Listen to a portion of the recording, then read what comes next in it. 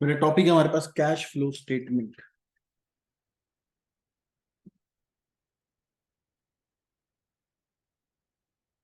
बेटा cash flow statement जो हम बनाते हैं बेटा वो बनाते हैं indirect methods.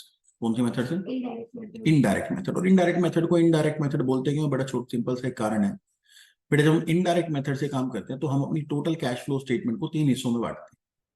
Cash flows from operating activities, cash flows from financing activities and cash flows from investing activities. 3 activities हमारे पास है।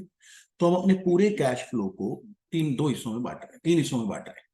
अब ये 3 हिस्से कहां से आते हैं बेटा? देखो कैश फ्लो स्टेटमेंट जो है ये एनालिसिस ऑफ फाइनेंशियल स्टेटमेंट का पार्ट है। किसका पार्ट है?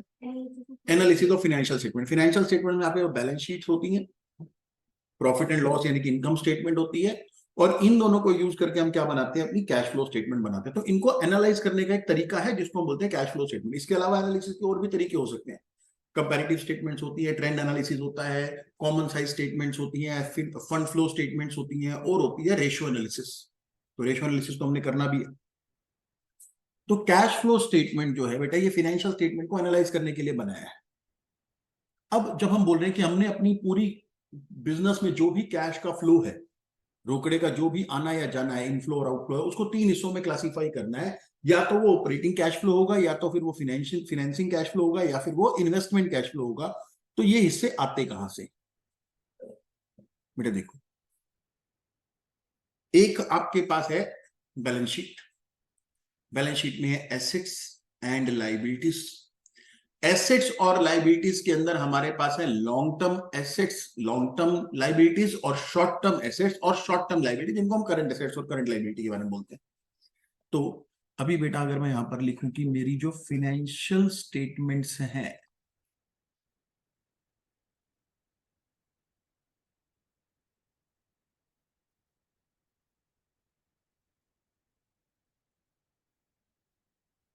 उसमें लाइबिलिटीज भी हैं, बैलेंस शीट में एसेट्स भी हैं, और आपकी इनकम स्टेटमेंट है जिसको हम बोलते हैं प्रॉफिट एंड लॉस अकाउंट। तो ये हो गया इनकम स्टेटमेंट। ठीक है जी। लाइबिलिटीज के अंदर बेटा हम बात करें कि आपके पास लॉन्ग टर्म लाइबिलिटीज भी होती हैं और शॉर्ट टर्म लाइबिलिटीज भी होती हैं। सिमिलरली आपके पास एसेट्स में भी लॉन्ग टर्म एसेट्स भी होती हैं, जिनको हम फिक्स एसेट्स बोल देते हैं। फिक्स लिख देता हूं मैं यहाँ पर। और शॉर्ट टर्म एसेट्स भी होते हैं जिनको हम करंट एसेट्स बोल देते हैं। तो मैं शॉर्ट टर्म की जगह करंट लिख देता हूं,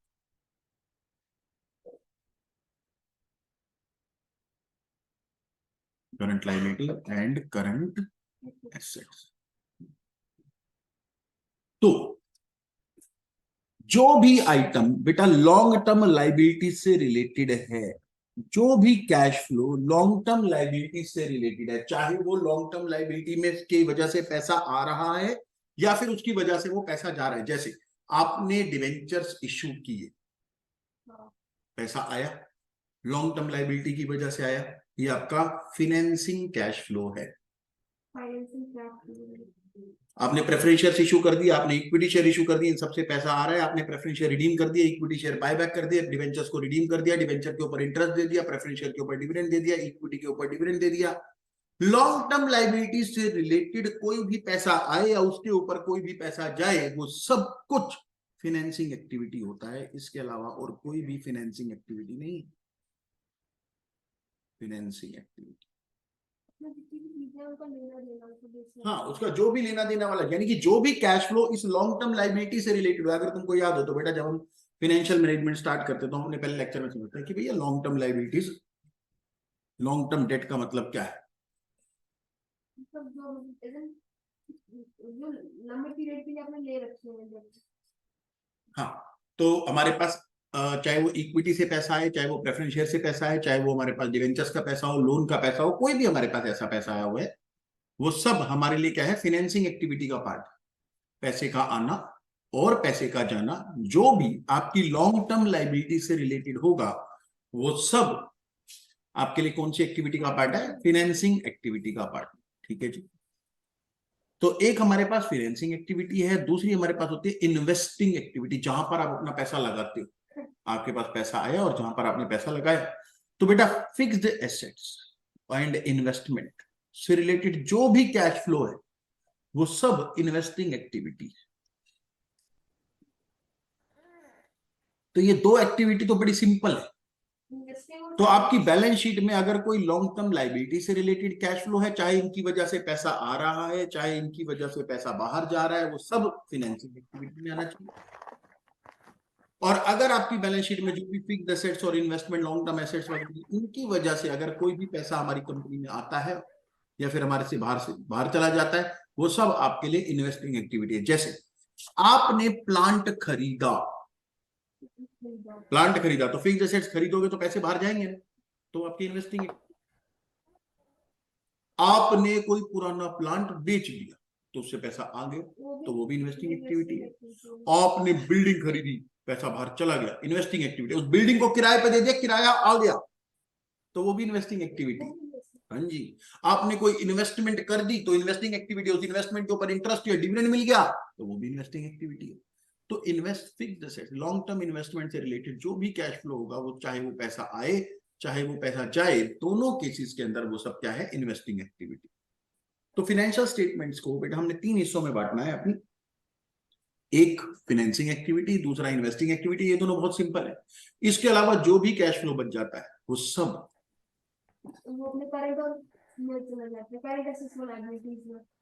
चाहे वो इनकम स्टेटमेंट से रिलेटेड हो। आकांक्षा वादारी,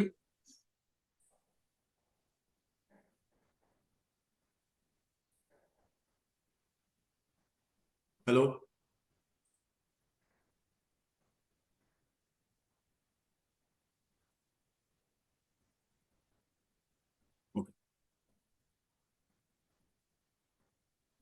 तो बेटा चाहे आपकी इनकम स्टेटमेंट यानी कि प्रॉफिट एंड लॉस में बुक होने वाला कोई इनकम है, चाहे आपके प्रॉफिट एंड लॉस अकाउंट में कोई खर्चा रिकॉर्ड हुआ है, चाहे आपकी कोई करंट असेट्स या करंट लायबिलिटी, इन सब से रिलेटेड सारे कैश फ्लो जो भी होंगे उसको हम ट्रीट करते हैं बेटा अपना ऑपरेटिंग कैश फ्लो।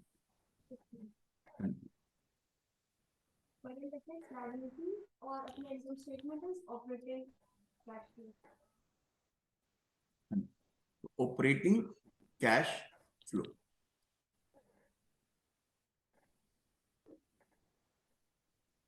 मोबाइल की ऑपरेटिंग एक्टिविटी बोल देते हैं। तो पहले तो आपको ये डिसाइड करना है कि आपके पास जो भी रोकड़े का आना या जाना हो रहा है, कैश का इनफ्लो या आउटफ्लो हो रहा है, वो कौन सी एक्टिविटी से रिलेटेड है। तो फिर या तो बेटा अगर तो वो लॉन्ग टर्म बैलेंस शीट के हिसाब से लॉन्ग टर्म लायबिलिटी से रिलेटेड है, तो फिर वो सारा का सारा फाइनेंसिंग एक्टिविटी में ही रिपोर्ट होगा। अगर बेटा वो आपकी फिक्स्ड एसेट से यानी इन्वेस्टमेंट से रिलेटेड है, तो फिर वो सारा का सारा इन्वेस्टिंग एक्टिविटी में रिपोर्ट होगा। इसके अलावा जो भी और सारा कैश फ्लो है वो कहां पर नजर आएगा, ऑपरेटिंग एक्टिविटी में नजर आएगा। ऑपरेटिंग मतलब आपका कोर बिजनेस, आपकी कोर एक्टिविटी, वहां से जो भी आप कमा रहे हो या फिर जो भी खर्चा कर रहे हो, आपने सेल करी, उससे जो पैसे आएंगे, डेटर से जो पैसे कलेक्ट होंगे, वो यहीं पर आएंगे। जो अपना एफएम में जो पूरी चीजें थी वो तो इधर हो, ईबीआईटी से पहले वाली। हाँ जी।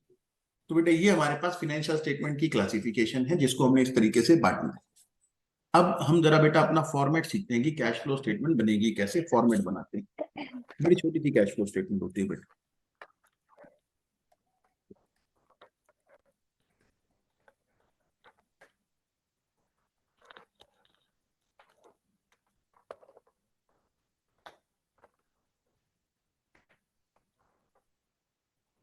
देखो, आपको बेटा 3 अलग अलग एक्टिविटी से आने वाला या जाने वाला पैसा ढूंढना।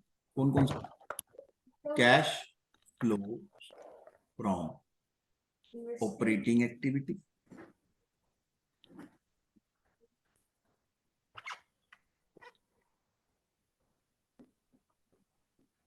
इसके लिए हम बनाएंगे बेटा शेड्यूल 1। एक शेड्यूल हम बनाएंगे बेटा cash flows from financing activity,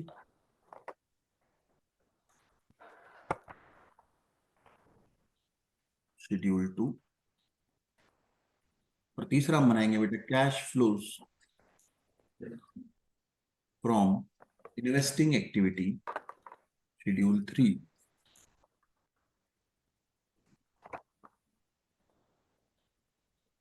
तो तीनों एक्टिविटी से आने वाला टोटल पैसा बेटा ये हो गया, इसको बोलते हैं cash flows during the year.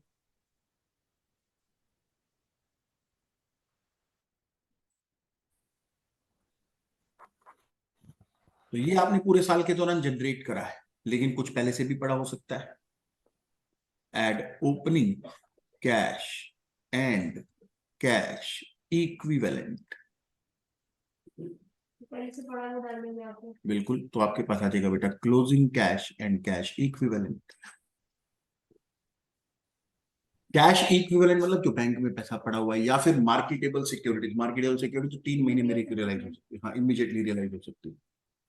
तो कैश फ्लो स्टेटमेंट इतनी सी है बेटा, लेकिन आपको इन सबके शेड्यूल बनाने पड़ेंगे। ऑपरेटिंग एक्टिविटी किस तरीके से ढूंढी जाएगी, फाइनेंसिंग एक्टिविटी किस तरीके से ढूंढी जाएगी, और इन्वेस्टिंग एक्टिविटी किस तरीके से ढूंढी जाएगी। मेरी बात सुनो सर, ऑपरेटिंग एक्टिविटी के लिए मतलब हमने अपने बिजनेस से क्या कमाया। ऑपरेटिंग मतलब मेरा नॉर्मल ऑपरेशन ऑफ बिजनेस, मैंने वहां से कितना पैसा जनरेट करा। अब बेटा वो तो आप प्रॉफिट एंड लॉस अकाउंट बनाते ही हो, जरा ध्यान से समझना, ये फॉर्मेट समझने के लिए बड़ा जरूरी है।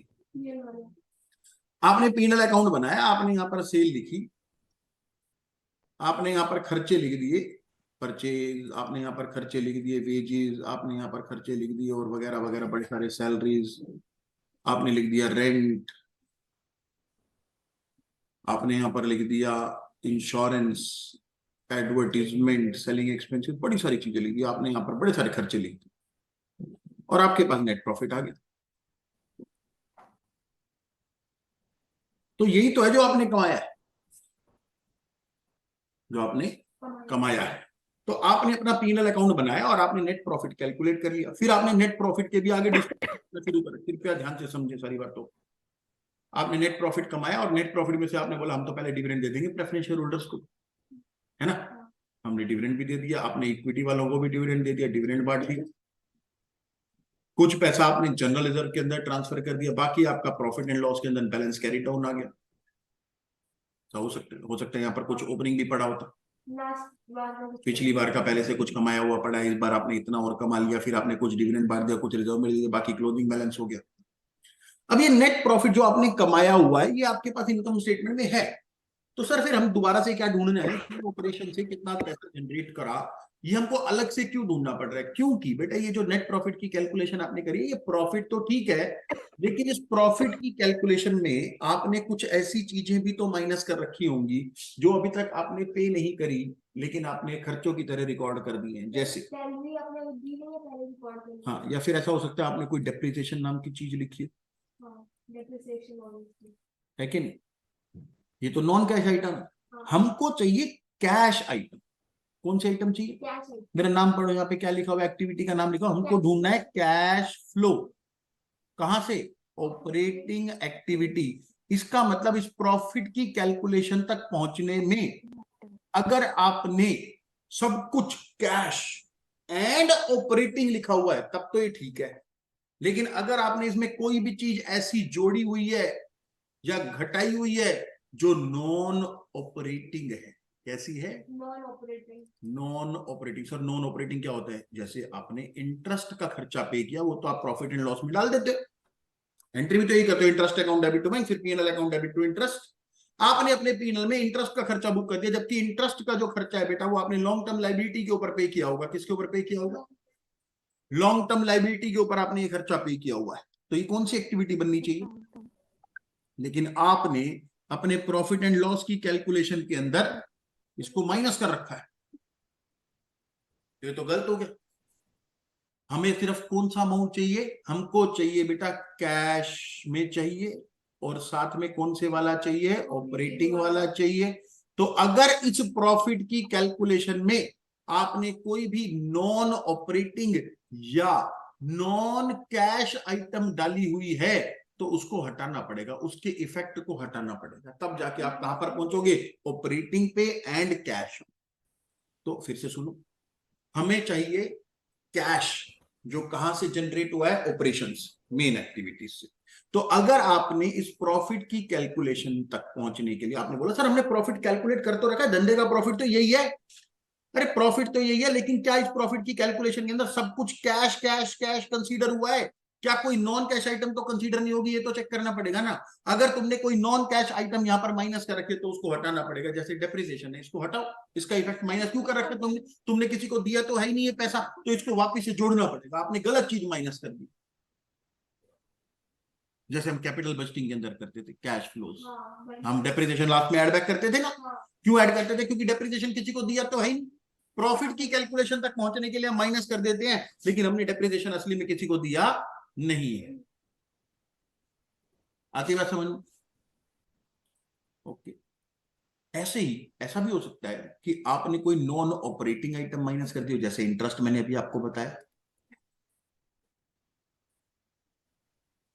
तो नॉन ऑपरेटिंग आइटम कौन सी होती है सर? नॉन ऑपरेटिंग आइटम जो मेरे बिजनेस से रिलेटेड नहीं होती, जैसे कहां से, चाहे वो लॉन्ग टर्म लाइबिलिटी से रिलेटेड हो या फिर वो किसी फिक्स्ड एसेट से रिलेटेड हो, तो फिर वो वाली आइटम यहां पर नहीं आनी चाहिए। आपने बेटा कोई इंटरेस्ट पे कर दिया तो आपने यहां पर माइनस कर रखा है, आपने डिविडेंड दे दिया तो भी आपने माइनस कर रखा है। नहीं, प्रॉफिट एंड लॉस के लिए तो ठीक है, लेकिन जो जो चीज मुझे ढूंढनी है उसके लिए तो माइनस नहीं होना चाहिए था ना। तो अब मुझे करना क्या है सर, अब ना हम एक काम करते, हम रिवर्स चलते, रिवर्स नीचे से ऊपर की तरफ चलते चलते चलते चलते चलते चलते हैं, और जो जो आइटम नॉन ऑपरेटिंग वाली या नॉन कैश वाली आपने ऐड की हुई है उसको माइनस करते चलेंगे, और जो जो non operating and non cash item आपने माइनस की हुई है उनको ऐड करते चलेंगे, तो उसका इफेक्ट खत्म हो जाएगा। इसीलिए इस मेथड का नाम इनडायरेक्ट मेथड है, क्योंकि आप नीचे से ऊपर की तरफ चल रहे हो। डायरेक्टली क्या होता सर, डायरेक्टली पता क्या होता, मैं ना इसके प्रॉफिट एंड लॉस को पूरा खारिज कर देता, मैं बोलता गलत पीएनएल है, ये तो है होने ही नहीं चाहिए, कैश फ्लो स्टेटमेंट है। हम अपना एक नया पीएनएल बनाते जिसमें सब कुछ कैश लेते और ऑपरेटिंग लेते, वो कौन सा मेथड हो जाता है? डायरेक्ट। लेकिन हम डायरेक्ट नहीं चल रहे, इतनी मेहनत कौन करे, हम क्या कर रहे हैं? इनडायरेक्ट, उल्टा चलना शुरू करें। हाँ, अब देखो, अगर आपने अपना सवाल से स्टार्ट कर दिया तो आपको नीचे वाली चीजों का प्रभाव लेने की जरूरत नहीं है, अब आपको यहां से ऊपर चलना पड़ेगा, लेकिन आपको सवालों में ये नेट प्रॉफिट मिलेगा ही नहीं, दे रखो है, तो पहले आपको ये नेट प्रॉफिट तक पहुंचना पड़ेगा, ये जो यहां पर है। आपको क्या मिलेगा? आपको मिलेगा ओपनिंग एंड क्लोजिंग बैलेंस, तो क्लोजिंग और ओपनिंग मिल गया। अच्छा सर, हम यहाँ इसको हम कैसे बोल सकते हैं? हम बोल सकते हैं, जरा ध्यान से देखो बेटा, मैं एक इक्वेशन बना रहा हूं, जितना आपने डिविडेंड दिया प्लस जितना आपने जर्नल रिजर्व में ट्रांसफर किया प्लस जितना आपका क्लोजिंग बैलेंस है वो बराबर होना चाहिए opening balance and net profit के। क्या मैं ठीक कह रहा हूं? हाँ। ये वाली साइड और ये वाली साइड बराबर होनी चाहिए, तो अगर मुझे ये नेट प्रॉफिट चाहिए तो मुझे क्या करना पड़ेगा? इसको यहां पर भेजना पड़ेगा, है ना? तो हम क्या करेंगे सर, क्लोजिंग बैलेंस में से ओपनिंग बैलेंस क्या कर देंगे? माइनस, तो क्लोजिंग माइनस ओपनिंग, फिर इसमें क्या ऐड कर देंगे? डिविडेंड एंड रिजर्व, तो हमारे पास कौन सा अमाउंट आ जाएगा? Net profit. तो पहले हमारे को कहां तक पहुंचना पड़ेगा? नेट प्रॉफिट तक पहुंचना पड़ेगा। फिर जैसे ही आप नेट प्रॉफिट पे पहुंच जाओगे फिर आप अपने पीएनएल के अंदर करेक्शन करोगे कि भैया कहीं कोई ऐसी आइटम तो माइनस नहीं होगी जो नॉन कैश थी, जैसे डेप्रिसिएशन, गुडविल राइट ऑफ कर दी, प्रीलिमिनरी एक्सपेंसेस राइट ऑफ कर दिए, discount on issue of debenture right of कर रखा है, जो जो चीजें नॉन कैश है आपने माइनस कर रखी है उसको ऐड बैक करो। और अगर कोई कोई चीज बेटा नॉन कैश वाली या फिर नॉन ऑपरेटिंग वाली आ गई तो उसको भी हटाना पड़े, तो उल्टा चलेंगे। स्टार्ट कहां से करना पड़ता है बेटा? नॉर्मली क्वेश्चन में नेट प्रॉफिट नहीं मिलता, मिल जाए तो मौज हो जाए, यहीं से स्टार्ट हो जाएगा, फिर ये वाली एडजस्टमेंट करने की नौबत ही नहीं आएगी। लेकिन अगर आपको नेट प्रॉफिट नहीं मिलता तो आपको बेटा यहां से स्टार्ट करना पड़ेगा, आपको पहले क्लोजिंग माइनस ओपनिंग करना पड़ेगा। PNL sir closing minus opening, फिर उसमें डिविडेंड कितना माइनस हुआ वो ऐड बैक कर दो, कितना रिजर्व आपने माइनस किया वो ऐड बैक कर दो, और फिर आपके पास क्या आ जाएगा? Net profit. तो फिर नेट प्रॉफिट से ऊपर चलना शुरू करेंगे। तो मैं फॉर्मेट बना रहा हूँ, कृपया इस फॉर्मेट को ध्यान से देखिए, ये सत्संग जो मैंने समझाया है वो इस फॉर्मेट को समझाने के लिए बताया, ठीक है जी? वो नहीं करना हमको पेपर के अंदर, हमको पेपर में क्या चाहिए? फॉर्मेट। तो cash flow from operating activity, yes, direct method के क्वेश्चन नहीं है, AS3 में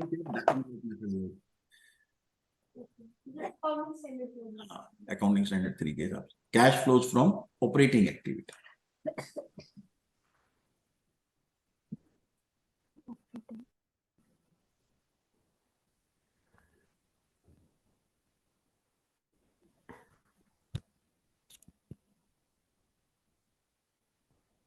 तो सबसे पहले स्टार्ट कहां से करेंगे सर? स्टार्टिंग तो हम करेंगे सर चेंज इन पीएनएल से, क्लोजिंग माइनस ओपनिंग, उसको बोलते हैं बेटा हम चेंज इन। तो क्लोजिंग माइनस ओपनिंग करेंगे, तो यहां से हमने स्टार्ट किया, फिर हम इसमें ऐड करते हैं। अगर आपने कोई डिविडेंड पे करा है तो वो तो फाइनेंसिंग एक्टिविटी है, तो उसको वापस से ऐड बैक कर दो, गलत चीज माइनस हो गई है यहां से। तो डिविडेंड अगर आपने कोई पे कर रखा है जो आपने पीनल एप्रोप्रिएशन में माइनस किया होगा उसको ऐड कर देंगे। अगर आप तो बेटा डेप्रिसिएशन तो बाद में ना, पहले तो ये यहां तक पहुंचना है नेट प्रॉफिट तक, यहां तक पहुंचने के लिए तो डिविडेंड ऐड करना है और रिजर्व ऐड करना। हाँ जी, ट्रांसफर टू रिजर्व, क्योंकि ट्रांसफर टू रिजर्व के अंदर पैसा कहीं बाहर थोड़ी जाता है, सिर्फ एक पीएनएल के अंदर से एक एंट्री लगती है। आपके प्रॉफिट एंड लॉस के अंदर 10 लाख रुपए पड़े हुए हैं, आपने बोला जी मुझे 5 लाख रुपए रिजर्व में डालने हैं, तो आप इस 5 लाख की क्या एंट्री करोगे? PNL account debit, PNL debit हो जाएगा, यानी कि रिड्यूस हो जाएगा टू जनरल रिजर्व, 5 लाख का रिजर्व क्रिएट हो जाएगा। इसमें कैश तो मूव ही नहीं करा, तो ये नॉन कैश आइटम। तो इसको हम वापस से क्या कर देते हैं, जितना भी आपने रिजर्व में ऐड बैक ट्रांसफर किया था उसको ऐड बैक कर देंगे यहाँ पर। तो ट्रांसफर टू जनरल रिजर्व। तो अब ये आपके पास आ गया बेटा नेट प्रॉफिट। ठीक है, अब इस नेट प्रॉफिट तक पहुंचने के लिए आपने क्या क्या चीजें ऐसी माइनस करी होंगी सर जो नॉन कैश है? आपने बेटा इसमें से माइनस किया होगा प्रोविजन फॉर टैक्स, टैक्स का प्रोविजन, क्योंकि इस साल का जो टैक्स होता है वो अगले साल पे करना पड़ता है। 31 मार्च 2023 का टैक्स आपने 30 सितंबर 2023 को पे करा है। तो जो तो पीएनएल में से क्या माइनस होता है सर? पीएनएल में से माइनस होता है सिर्फ प्रोविजन। क्या माइनस होता है? सिर्फ प्रोविजन। तो प्रोविजन फॉर टैक्स, तो ना हमारे को सवालों में दो तरीके का टैक्स मिलता है। एक होता है प्रोविजन मेड, जो आपने इस बार प्रोविजन बनाया, और एक होता है टैक्सेस पेड। वो अलग होते हैं। कैसे अलग होते हैं जरा ध्यान से सुनो बेटा। फाइनेंशियल ईयर 22-23 और 23-24, तो 22-23 साल का जो टैक्स है वो इस साल की 31 मार्च 23 की बैलेंस शीट के अंदर प्रोविजन बना के माइनस कर दिया होगा। बुक तो कर दिया, लेस प्रोविजन तो यहां पर बन गया इस साल का, लेकिन इसकी टैक्स की पेमेंट कहां पर होगी? यहां पर। तो ये जो पिछले साल का प्रोविजन था वो इस साल क्या हो जाता है? पेड। और इस साल की क्लोजिंग बैलेंस शीट में एक नया प्रोविजन बनाया होगा। तो आपने अपने प्रॉफिट एंड लॉस में से माइनस क्या किया है? प्रोविजन। तो वो तो दिया ही नहीं आपने किसी को, तो नॉन कैश आइटम है। तो क्योंकि ये नॉन कैश है इसलिए हम इसको क्या कर देते हैं? ऐड बैक कर देते हैं। लेकिन आपने एक टैक्स पे भी तो करा है पिछली बार वाला, उसको माइनस करेंगे। कब माइनस करेंगे? लास्ट। हाँ, तो जो टैक्स आपने पे करा है वो माइनस होगा, और जो आपने प्रोविजन इस बार बनाया वो वापस से ऐड बैक करना पड़ेगा, क्योंकि आपने प्रॉफिट एंड लॉस की कैलकुलेशन के दौरान प्रोविजन माइनस कर दिया था, तो उसको वापस ऐड बैक कर देंगे। लेकिन जो एक्चुअल में टैक्स पे हुआ है वो लास्ट में क्या हो जाएगा? माइनस हो जाएगा। तो कई बार सवाल में वो बताएगा भी नहीं कुछ, आपको बस प्रोविजन बैलेंस शीट में दिखेगा, ओपनिंग प्रोविजन भी है और क्लोजिंग प्रोविजन भी है। इसका मतलब साल के दौरान क्लोजिंग वाला प्रोविजन बनाया हुआ है और ओपनिंग वाला प्रोविजन हमने पे किया। तो प्रोविजन फॉर टैक्स हमने ऐड बैक कर दिया, तो हमारे पास अब प्रॉफिट बिफोर टैक्स आ गया। अब हम और चीजें एडजस्ट करेंगे, सारी की सारी ऐड बैक कर देंगे। Depreciation, preliminary expenses, return. अब तो मैं सीधी सी बात लिख रहा हूँ बेटा, हम ऐड या लेस करेंगे नॉन ऑपरेटिंग, जो भी बिजनेस रिलेटेड एक्टिविटीज में उनको प्लस या माइनस कर देंगे। नॉन ऑपरेटिंग के अंदर सिर्फ वही फाइनेंसिंग और इन्वेस्टिंग से रिलेटेड वाले, बिल्कुल नॉन ऑपरेटिंग। अब हटाने का मतलब ये भी हो सकता है, ऐसा भी हो सकता है आपने इनकम के अंदर बुक कर रखा हो, कोई डिविडेंड की इनकम आई थी, आपने क्रेडिट साइड पे रिकॉर्ड कर दी, तो वो भी तो हटानी पड़ेगी, उसका प्रभाव भी तो हटाना पड़ेगा ना। आपने यहाँ पर कोई इनकम लिख दी, इंटरेस्ट आया सर, इंटरेस्ट आया, तो ये तो इन्वेस्टिंग इनकम, इन्वेस्टिंग आइटम। तो इंटरेस्ट की इनकम आपने इस कैलकुलेशन में अगर ऐड कर रखी है तो आपको हटानी भी पड़ेगी, माइनस भी करना पड़ सकता है। इसीलिए हमने यहाँ पर दोनों चीजें लिखनी है, प्लस और माइनस। नॉन ऑपरेटिंग आइटम्स, इसके अलावा प्लस और माइनस नॉन कैश आइटम्स। क्योंकि कैश आइटम ही डालना है। करेक्ट। तो हमारे पास आ जाता है बेटा कैश फ्लोज।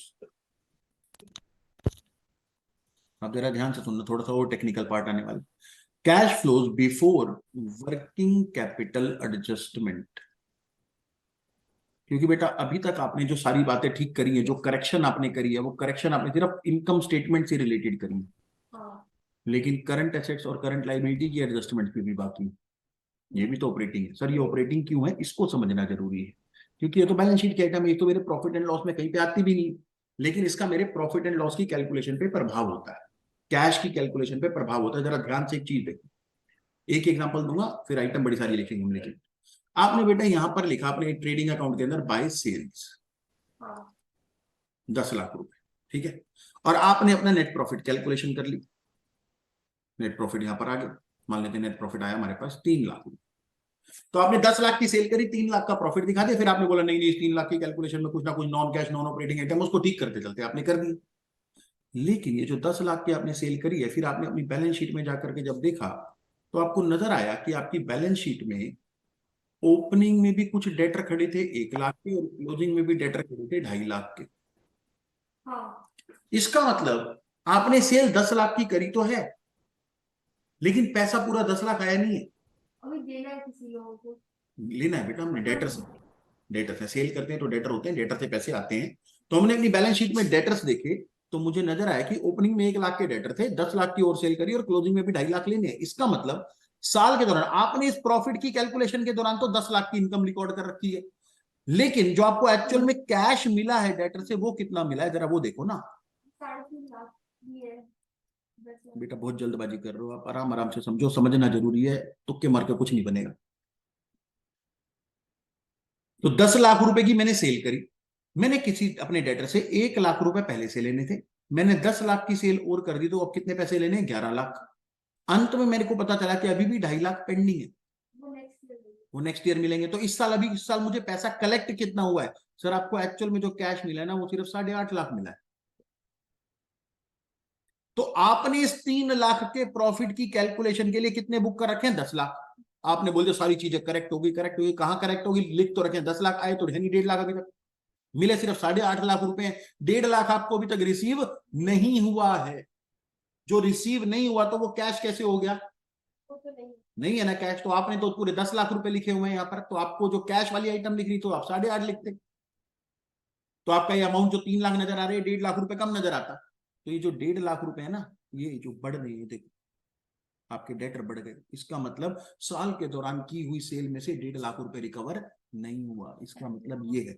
और अगर रिकवर नहीं हुआ, कोई बात नहीं, अगले साल आ जाएगा, नुकसान नहीं है, बट अभी तो कैश नहीं आया हुआ ना। तो जब कैश आया ही नहीं हुआ तो उसको हटाओ, आपको मिला तो है ही नहीं, आप कैसे बोल रहे हो कैश जनरेट हो गया? मिलेगा हम तो क्या ढूंढ रहे हैं? Cash flows from operating activity. क्या वो 1.5 लाख का कैश असली में फ्लो हुआ? नो। तो जब वो फ्लो ही नहीं हुआ, तो आपने कैसे यूज कर लिया उसको, लिख दिया कैश फ्लो, तो आपको हटाना पड़ेगा उसका इफेक्ट। तो हम क्या कर देंगे, ये जो डेटर जितने रुपए के बढ़ रहे हैं, 1.5 लाख रुपए से बढ़ गए ना, इसका मतलब इस साल आपका जो 1.5 लाख रुपए आना चाहिए था वो नहीं आया, उसको हटाओ, माइनस करना पड़ेगा। माइनस करना पड़ेगा। इसको हम यहाँ पर क्या लिखेंगे? Increase in current assets.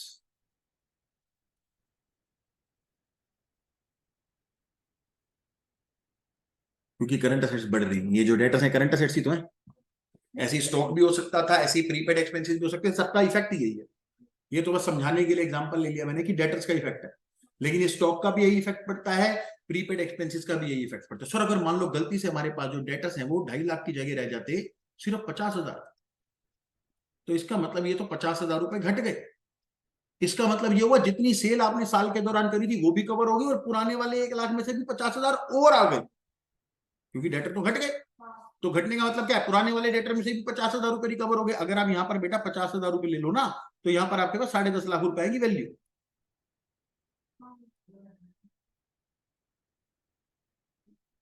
ठीक है ना? तो 10.5 लाख रुपए, जबकि आपने यहाँ पर कितने लिखे हैं? 10 लाख, तो आपको 50,000 बढ़ाने पड़ेंगे। तो इसका मतलब अगर डेटर आपके घट जाए तो फिर वो ऐड भी होगी वैल्यू। इसका मतलब आपकी करंट एसेट्स रिलीज हो रही है, आपको पैसा रिकवर हो रहा है, आपकी वो टैंक में से पैसा बाहर निकल के आ गया, कैश में कन्वर्ट हो गया। हाँ, जो हमने वर्किंग कैपिटल के अंदर सीखते थे ना, ऐसे ऐसे टैंक बनते थे, तो वो टैंक में से पैसा आपको रिकवर हो गया, रिलीज हो गया, आपका टैंक यहाँ पे छोटा हो रहा है, इसका मतलब आपकी वर्किंग कैपिटल से पैसा बाहर आ रहा है। तो अगर आपकी करंट एसेट्स बढ़ रही हैं, तो इसका मतलब आपका पैसा रिलीज नहीं हो रहा, आपका पैसा फंस रहा, तो उसको हमको माइनस करना पड़ेगा, वो कैश में आया ही नहीं कभी। और अगर वो घट रही है तो हम ऐड कर लेते हैं, डिक्रीज। डिक्रीज होगी तो अपने ऐड कर लेंगे। बिल्कुल, करंट एसेट्स। और यही काम करंट लाइबिलिटी के साथ भी होगा, लेकिन वो अपोजिट होगा। हाँ तो वो जब increase in current liability add हो जाता है। और decrease इसका मतलब क्या? लाइबिलिटी क्यों बढ़ेगी? पैसा आया होगा, तो इंक्रीज इन करंट लाइबिलिटी। वो आउटस्टैंडिंग एक्सपेंसेस की वजह से हो सकती है, क्रेडिटर की वजह से हो सकती है, कुछ भी हो सकता है। और साथ में हम क्या लिखेंगे, डिक्रीज इन करंट लायबिलिटी।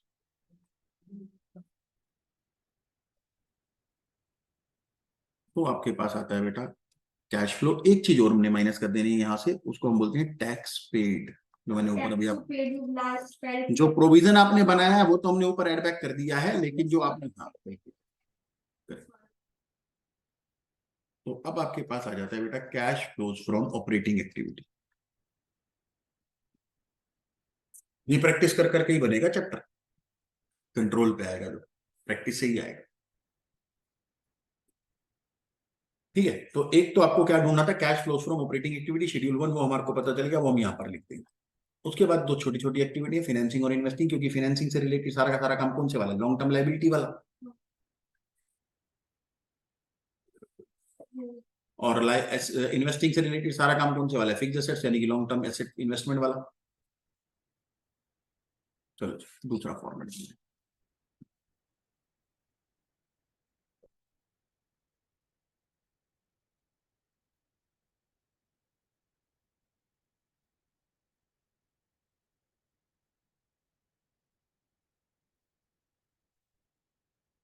अलग ही दिया था मैंने इसमें। को जोड़ो।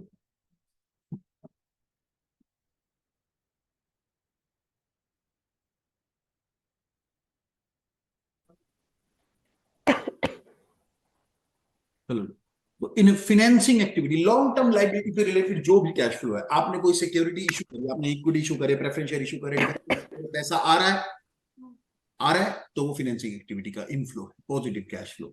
अगर आपने उनको रिडीम कर दिया, बाय बैक कर दिया, तो क्या हो जाएगा, फाइनेंसिंग एक्टिविटी का नेगेटिव कैश फ्लो। अगर आपने बेटा इक्विटी के ऊपर डिविडेंड दे दिया, प्रेफरेंस के ऊपर डिविडेंड दे दिए, डिवेंचर्स के ऊपर इंटरेस्ट दे दिया, वो सब क्या है, negative outflow, negative cash flow हमारे लिए। तो इश्यू ऑफ शेयर या फिर डिवेंचर, कोई नया टर्म लोन ले लिया तो वो भी यहीं पर ही आएगा, न्यू टर्म लोन। ठीक है जी। और ये पॉजिटिव आइटम, नेगेटिव आइटम और कौन कौन सी हो सकती है, डिविडेंड दे दिया, आपने बेटा डिविडेंड दे दिया, डिविडेंड या फिर इंटरेस्ट पेड है, तो डिविडेंड और इंटरेस्ट पेड, रिडीम कर दिया,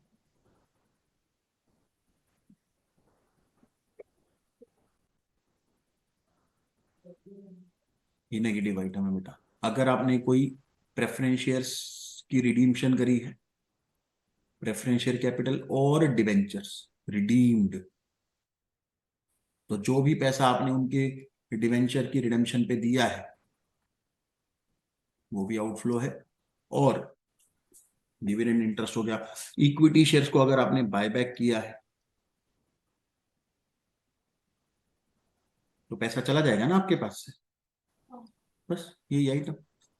और कुछ मिल जाएगी तो देख लेंगे सवालों के अंदर। Cash flows from financing activity. Forfeit नहीं बोलो बेटा, फॉरफिट करते समय कोई पैसा नहीं आता। फॉरफिट करते समय तो आप सामने वाले को जो पैसे ले चुके होते हो ना, उसको जब्त कर लेते हैं, कोई नया कैश फ्लो जनरेट नहीं होता फोर फीचर से। हाँ, फॉरफिटेड शेयर्स को जब आप इश्यू कर दोगे वापस से, री इशू, तो उस टाइम कैश फ्लो आएगा, लेकिन फोर फीचर के दौरान कोई नया कैश फ्लो जनरेट नहीं होगा।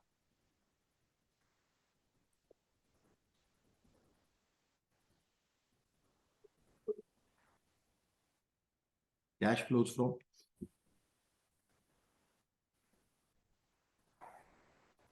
Investing activity.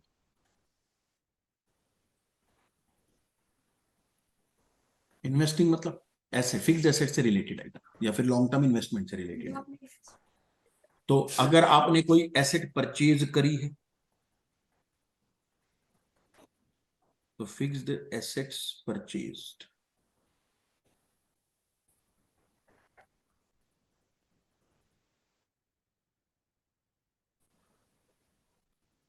कोई नेगेटिव फ्लो है। अगर आपने कोई एसेट सेल करी है तो पॉजिटिव होगा, बिल्कुल पैसा आएगा उससे, इसमें शेयर्स खरीदना हुआ भी होता है ना, बिल्कुल। ले लो, इन्वेस्टमेंट परचेज्ड। तो अगर आप किसी कंपनी के शेयर खरीदोगे तो वो तो इन्वेस्टमेंट है ना, तो इन्वेस्टमेंट अगर परचेज करते हैं तो बेटा वो हमारे लिए नेगेटिव कैश फ्लो है, और अगर आपने सेल करा है फिक्स्ड एसेट्स या इन्वेस्टमेंट को बेचा है तो आपके लिए पॉजिटिव कैश फ्लो है। आपको कोई इंटरेस्ट की इनकम या रेंट इंटरेस्ट रिसीव हुआ, डिविडेंड रिसीव हुआ, या फिर किसी बिल्डिंग के ऊपर आपको आपका रेंट रिसीव हो गया, इनकम आ गई ना, पॉजिटिव कैश फ्लो बस। इन दोनों का तो इन्वेस्टिंग और फाइनेंसिंग तो बहुत छोटी छोटी आइटम है। जो मेजर समझने वाली बातें हैं बेटा सारी सारी वो किसमें है, ऑपरेटिंग एक्टिविटी में। और जैसे ही आपके पास तीनों एक्टिविटी से आने वाला कैश फ्लो आ जाएगा, आप उन सबको एडजस्ट करके क्या बोलोगे, cash flows from during the year. Opening add कर देंगे तो हम कहां पर पहुंच जाएंगे, क्लोजिंग। इतनी बातें समझ में आती हैं? Okay, very good. अब जो चीजें हमारे को दो तीन चीजें बल्कि समझनी पड़ेंगी, बहुत जरूरी। अगर आपको सवाल में करंट ईयर का प्रॉफिट दे दिया जाए, क्या दे दिया जाए, करंट ईयर का प्रॉफिट, यानी कि आपको ये एडजस्टमेंट उस समय करने की जरूरत ना पड़ती, आपको सीधा यही अमाउंट दे दे, ठीक है, यानी कि ये अमाउंट आपको सवाल में मिल जाए, आपको ये वाली एडजस्टमेंट करने की रिक्वायरमेंट ना पड़े, तो उस केस में आपके लिए ना एक चीज कंपलसरी है, आप ना ये वाला अकाउंट जरूर बनाओगे। सर आपके पास प्रॉफिट तो है, फिर ये अकाउंट क्यों बनाना है? बेटा आपके पास ओपनिंग भी होगा, बैलेंस शीट होगी, आपके पास क्लोजिंग होगा, बैलेंस शीट होगी, आपके पास नेट प्रॉफिट भी क्वेश्चन ने दे दिया है, तो इस सवाल के अंदर आपके पास बैलेंस शीट के अंदर जनरल रिजर्व भी होंगे, उसका डिफरेंस भी आपको पता चल जाएगा, क्योंकि ओपनिंग में अगर 10,000 का रिजर्व है और क्लोजिंग में 20,000 का है, तो इसका मतलब 10,000 आपने और डाला है, तो वो भी आपको पता चल गया। क्या चीज नहीं पता चलती अपने आप, वो ये। डिविडेंड, और अगर साल के दौरान क्वेश्चन ने कोई डिविडेंड डिक्लेयर करके बांट भी दिया हो, ऐसा तुम लॉ के अंदर पढ़ते हो, बोलते हो इंटरिम डिविडेंड। इंटरिम डिविडेंड क्या साल के दौरान ही प्रपोज हुआ और पे भी हो गया, तो बैलेंस शीट में तो नजर ही नहीं आएगा, क्योंकि क्लोजिंग डेट पर वो प्रपोज बचा ही नहीं। 31 मार्च 2000 की बैलेंस शीट में भी नहीं, मार्च 2024 की बैलेंस शीट में भी नहीं है, लेकिन 30 सितंबर 2023 को डिविडेंड प्रपोज करके पे भी कर दिया, तो वो गया होगा तो उससे प्रॉफिट घटा भी तो होगा ना, डिविडेंड बांटते तो प्रॉफिट रिड्यूस होता है। तो आपका वो डिविडेंड बटा है या नहीं बटा, उसको ढूंढने के लिए फिर हमारा रिक्वायरमेंट हो जाएगी। इंटरम डिविडेंड फाइंड करने के लिए यस, अगर सवाल में आपको करंट ईयर का नेट प्रॉफिट या लॉस दे रखा है कि करंट ईयर में क्या हुआ है, तो आपको अपना P&L एप्रोप्रिएशन अकाउंट जरूर बनाना चाहिए। जो नीचे वाली आइटम है ना, ये एप्रोप्रिएशन की आइटम, तो ये आपको जरूर बनाना है। उसके इसमें किस चीज के लिए बनाना है सर हमने, ये हिडन डिविडेंड की एडजस्टमेंट ढूंढने के लिए, कि कहीं वो डिविडेंड है तो नहीं। अगर है तो फिर बेटा इसका मतलब साल के दौरान प्रपोज भी हुआ है और पे भी हुआ है। तो सर अगर डिविडेंड प्रपोज हुआ है तो इसका मतलब प्रॉफिट एंड लॉस में से माइनस हुआ होगा, हमको यहां पर ऐड बैक करना पड़ेगा। और अगर पे भी हुआ है तो इसका मतलब वो यहां पर भी आएगा। अगर आपकी बैलेंस शीट में डिवेंचर्स हैं तो इसका मतलब इंटरेस्ट भी उनके ऊपर पे किया होगा, और अगर पे किया है तो नॉन ऑपरेटिंग आइटम में आपको वापस से ऐड बैक करना पड़ेगा। इसमें ऐड करना पड़ेगा, और अगर पे भी हुआ है तो पे तो वही होगा, वो भी फिर यहाँ पर आपको माइनस भी करना। तो इनको समझना है, सवालों के साथ साथ पता चले ये चीज, ठीक है। तो एक तो ना इसके बाद हम नोट लिखेंगे, नोट में हमने क्या बात लिखनी है, इफ, पीडीएफ दे देंगे ना, नहीं अरे तो नोट, इफ करंट ईयर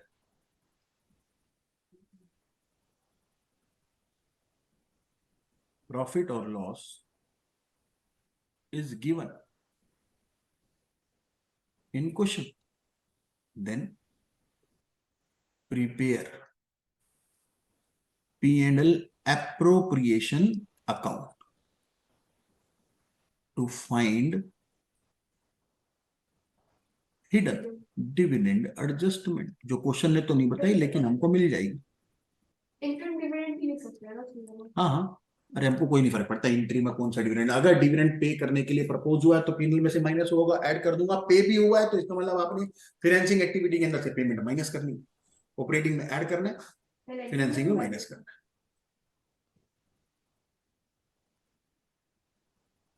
सवाल के अंदर बेटा अगर आपको नजर आ जाता है प्रोविजन फॉर टैक्स, तो फिर वो पहले आप बैलेंस शीट में आपको प्रोविजन फॉर टैक्स अगर नजर आता है तो इसका मतलब आप क्या मान के चलोगे, क्वेश्चन ने कुछ भी नहीं बताया सर टैक्स के साथ क्या हुआ, कितना पे करा, कितना प्रोविजन बनाया, कुछ नहीं बता रहा।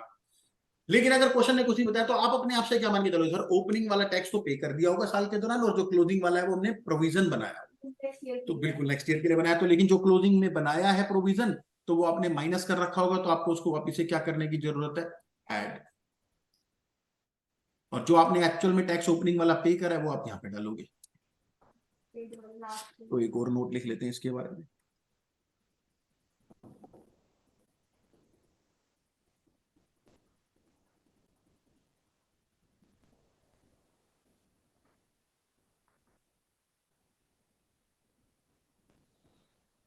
Unless the question provide otherwise। तो क्वेश्चन ने अगर अपनी कोई कहानी नहीं सुनाई तो आप क्या करोगे, opening balance of provision for tax,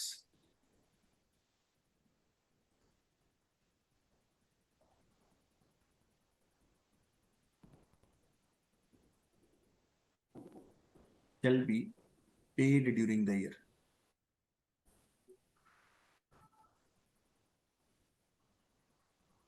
तो हम मान के चलेंगे वो पेड है। एंड क्लोजिंग बैलेंस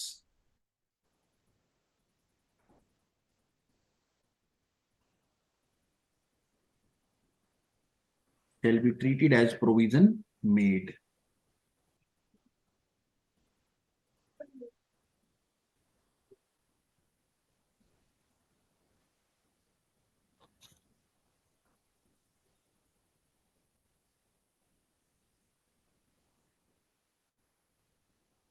ठीक है, स्टडी मटेरियल के अंदर एक आधा सवाल देखते हैं पहले।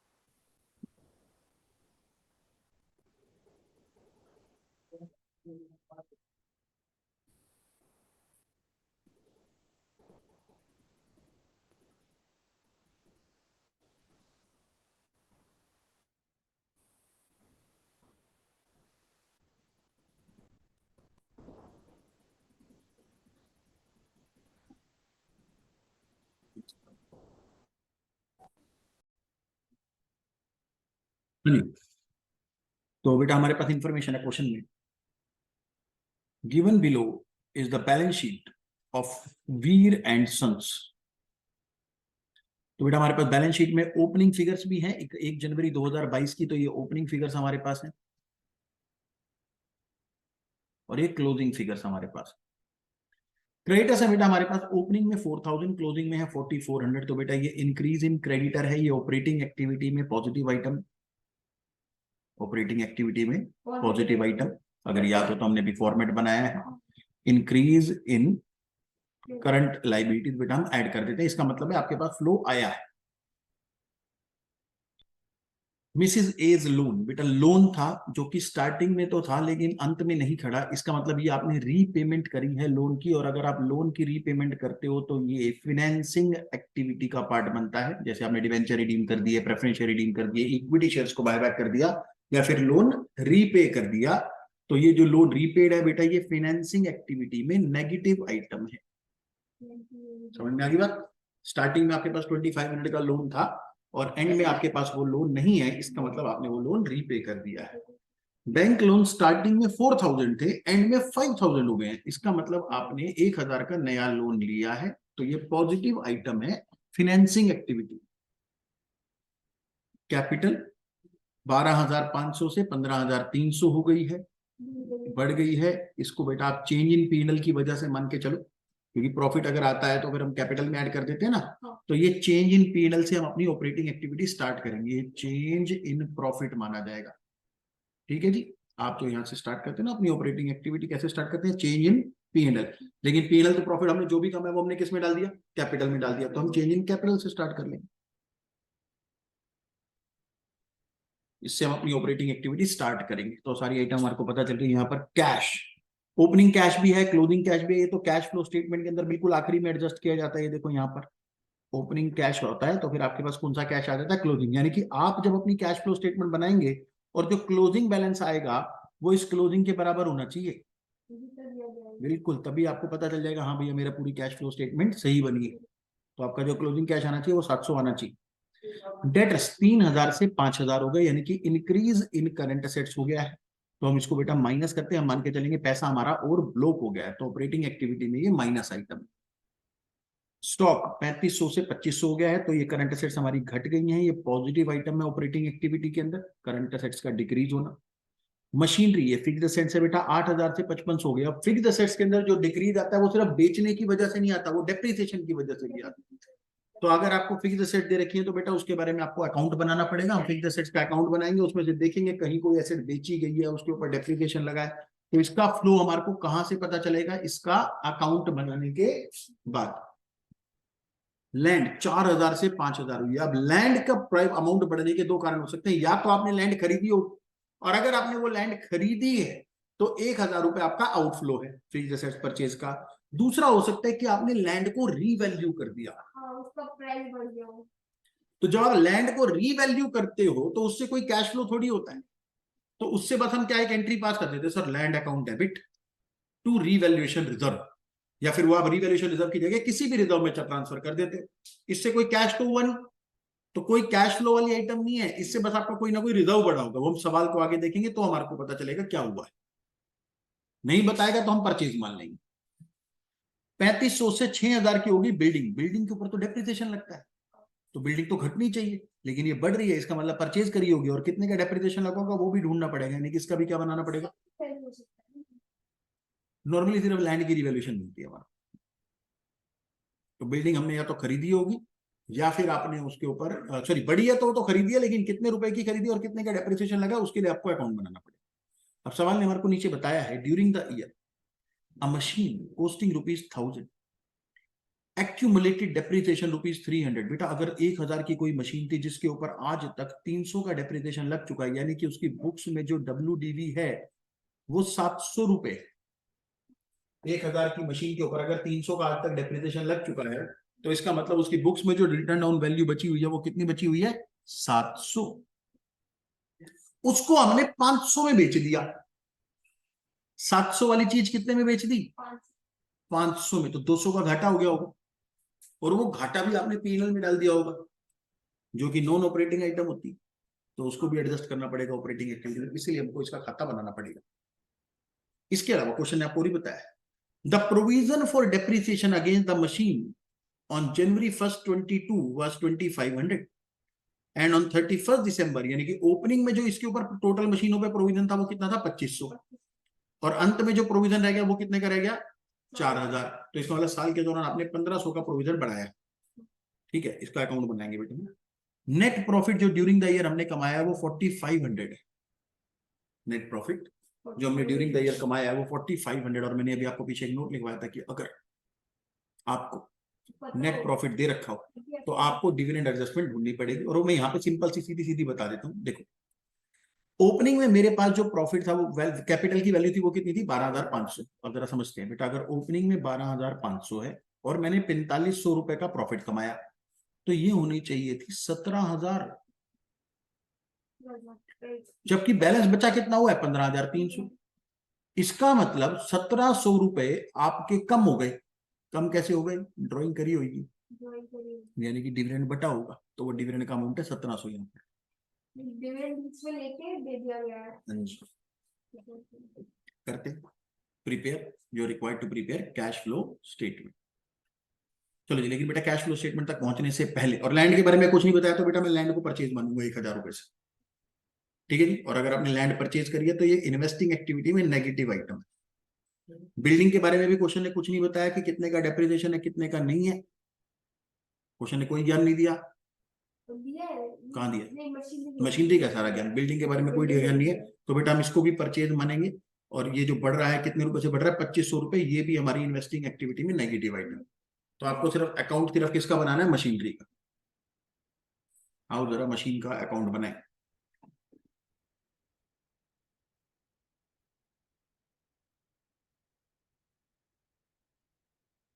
बेटा मशीन के अकाउंट बनाने के दो तरीके हो सकते हैं।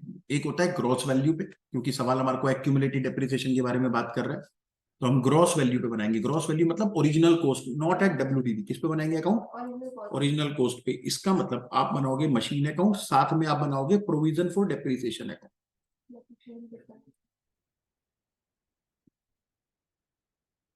बेटा आपकी बैलेंस शीट में मशीन का बैलेंस लिखा हुआ है 8,000, जो कि नेट वैल्यू है, क्योंकि कहीं पर बैलेंस शीट में प्रोविजन फॉर डेप्रिसिएशन लिखा नहीं हुआ। इसका मतलब क्या किया होगा इन्होंने, कॉस्ट में से जो प्रोविजन फॉर डेप्रिसिएशन का टोटल बैलेंस होता है वो माइनस कर दिया और नेट वैल्यू लिख दी। तो यहां पर जो वैल्यू लिखी हुई है ना, डेप्रिसिएशन माइनस करने के बाद लिखी हुई है। ठीक है, तो अब मैं इसमें डेप्रिसिएशन ऐड बैक करूंगा और ओरिजिनल कॉस्ट लिखूंगा। सर डेप्रिसिएशन ऐड बैक कैसे करोगे, कितना करोगे? ये लिखा हुआ है बेटा, आपके पास ओपनिंग में जो डेप्रिसिएशन की वैल्यू थी वो थी 2500। तो ये 8,000 की वैल्यू जो है 2500 का डेप्रिसिएशन माइनस करने के बाद आई है। तो इसका मतलब आपका जो ब्रॉड डाउन फिगर है वो 10,500 है यहाँ पर मशीनरी का, और प्रोविजन फॉर डेप्रिसिएशन का जो ब्रॉड डाउन फिगर है वो है यहाँ पर 2500। समझ में आती है बात? तो 10,500 की मशीन थी ओरिजिनल कॉस्ट पे, जिसपे 2500 का एक्यूमुलेटेड डेप्रिसिएशन था टोटल, और नेट वैल्यू मशीन की कितनी बन रही थी? 8,000। वो आपको बैलेंस शीट में लिख के दी हुई थी। ऐसे ही क्लोजिंग में है, आपको जो क्लोजिंग में मशीन की वैल्यू लिख के दी है वो कितनी लिख के दी है? 5500। और जो लास्ट में आपके पास प्रोविजन फॉर डेप्रिसिएशन बचा हुआ है बेटा वो है 4,000। तो यहां पर जो वैल्यू आएगी बेटा वो आएगी कैरिड डाउन में 5500 और 4,000 मिला के 9,500, और यहां पर हमारे पास आएगा कैरिड डाउन में 4,000। तो इसमें से अगर ये माइनस करते हो तो नेट वैल्यू आती है, इसमें से अगर ये माइनस करते हो तो नेट वैल्यू आती है, जो आपकी बैलेंस शीट में चमक रही है। अब सुनो मेरी बात। क्वेश्चन ने आपको बोला कि 1,000 रुपए की कॉस्ट वाली मशीन हमने बेची। आपका अकाउंट भी किस पे बन रहा है? कॉस्ट पे। तो इस 10,500 में से एक मशीन जिसकी कॉस्ट 1,000 रुपए थी वो हमने बेची। ठीक है, तो बेटा जब आपके अकाउंट में मशीन बिक रही है तो मशीन कैसे बेचेंगे? By bank. बेटा आपके इस अकाउंट के अंदर ध्यान रखना वो मशीन कितने में लिखी हुई है? 1,000 में। और इसके ऊपर जो डेप्रिसिएशन था 300 रुपए वो इसमें लिखा हुआ है ओपनिंग वाले डेप्रिसिएशन में। तो 1,000 की मशीन अब बेचनी है, तो बेचने से पहले हमको क्या करना होता है बेटा? आपको पहले उसकी वैल्यू में से डेप्रिसिएशन माइनस करना पड़ेगा, क्योंकि उसकी नेट वैल्यू तो 700 है, लेकिन आपके अकाउंट में वो कितने में लिखी हुई है? 1,000 में लिखी हुई है कॉस्ट पे। तो क्या करेंगे बेटा, ये जो डेप्रिसिएशन आपने यहाँ पे लिखा हुआ है इसको यहां से शिफ्ट करके ऊपर भेज देंगे। हाँ, तो 1,000 में से वो 300 माइनस हो जाएगा, ताकि उसकी नेट वैल्यू अकाउंट में कितनी रह जाए? 700। जब एसेट जाएगी तो अपना डेप्रिसिएशन भी साथ में लेके जाएगी, उसका डेप्रिसिएशन भी रिमूव करना पड़ता है। तो हम क्या करेंगे, यहां से उसका डेप्रिसिएशन रिमूव करते हैं। जरा ध्यान से समझे बेटा, पहले मैं इस 2500 में से जो उसके 300 रुपए डेप्रिसिएशन के उसको हटा रहा हूं, और उसको कहां पर भेज रहा हूं? मशीन अकाउंट में। तो मशीन अकाउंट 300 रुपए चले जाएंगे, ऊपर शिफ्ट हो जाएंगे बेटा। ठीक है जी, ताकि अब आपकी बैलेंस शीट में वो मशीनरी अकाउंट में जो एसेट की वैल्यू है वो नेट कितनी नजर आए? 700। 1,000 की मशीन लिखी हुई थी, उसमें से 300 का डेप्रिसिएशन था, वो नेट वैल्यू कितनी हो गई? 700। तो यहाँ पर हम लिख देते हैं बेटा बाय प्रोविजन फॉर डेप्रिसिएशन। इतनी बात समझ में आती? ठीक है, अब मशीन कितने की लिखी हुई है मेरे अकाउंट के अंदर? 700 की। 1,000 माइनस 300। 700 वाली चीज मैंने बेच कितने में दी? क्वेश्चन में लिखा हुआ था बेटा सोल्ड फॉर रुपीज 500। हमने 500 में बेच दी। ओके, 1,000 में से 300 का डेप्रिसिएशन माइनस हो गया, नेट वैल्यू बची 700, और 700 वाली चीज मैंने बेच दी 500 रुपए में, तो मुझे हो गया 200 रुपए का लॉस। तो by profit and loss account. इतनी बात समझ में आ गई? अब मेरी बात देखो, आपके पास 10,500 की मशीनें थी कोस्ट पे, जिसमें से 1,000 की मशीन आपने कोस्ट वाली बेच दी, तो कितने की बचनी चाहिए? उतने की बची हुई। तो इसका मतलब कोई नई मशीन आपने खरीदी नहीं है, तो ये वाला तो अकाउंट आपका क्लोज हो गया भाई। अब डेप्रिसिएशन देखते हैं। आपने देखा कि साल के शुरुआत में 2500 का डेप्रिसिएशन था, जिसमें से 300 का तो मैंने हटा दिया क्योंकि बोली तो मशीन ही बिक गई। तो कितने का बचना चाहिए? 2,200। लेकिन बचा कितने का हुआ है? 4,000। इसका मतलब आपने साल के दौरान 1,800 का डेप्रिसिएशन और लगाया है। तो बाय डेप्रिसिएशन अकाउंट 1800 अब ये अकाउंट आपका क्लोज हो जाएगा।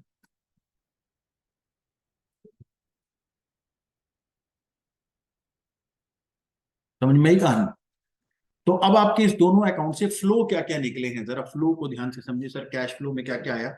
एक तो जो पैसे मेरे पास आए, ये मेरा कैश फ्लो है, इन्वेस्टिंग एक्टिविटी के अंदर पॉजिटिव कैश फ्लो।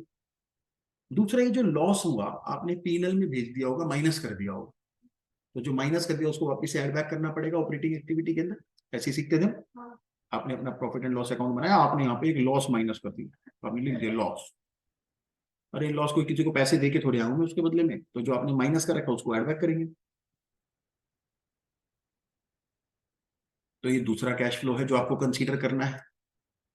इसके अलावा कोई और चीज नहीं है यहाँ पर है डेप्रिसिएशन, जो आपने माइनस किया होगा अपने प्रॉफिट एंड लॉस अकाउंट में, उसको भी ऐड बैक करेंगे।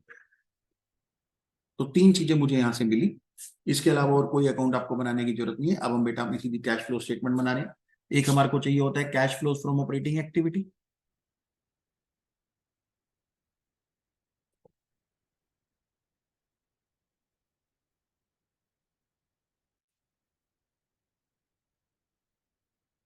एक हमारे को चाहिए होता है cash flows from financing activity.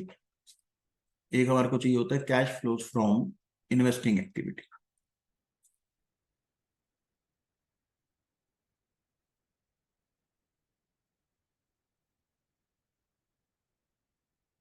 बिल्कुल कम नहीं दे रखा मैंने।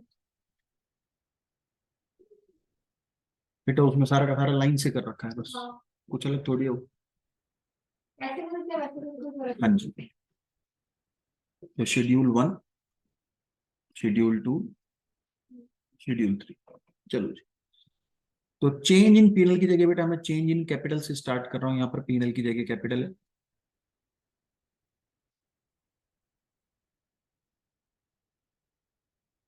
तो चेंज इन कैपिटल बेटा हमारे पास है 12,500 से बढ़ के हो गया 15,300। कितना चेंज आया? कैलकुलेटर चलाना पड़ेगा बेटा। 12,500 से बढ़ के 15,300 हो गया, तो ये बढ़ गया है 2,800 रुपए। तो चेंज इन कैपिटल 2,800 रुपए। लेकिन आपको क्वेश्चन में बताया था आपने कमाए तो 4,500 रुपए थे, इसीलिए हमने क्या ढूंढ लिया था यहाँ पर कि 1,700 रुपए का डिविडेंड बटा हुआ है।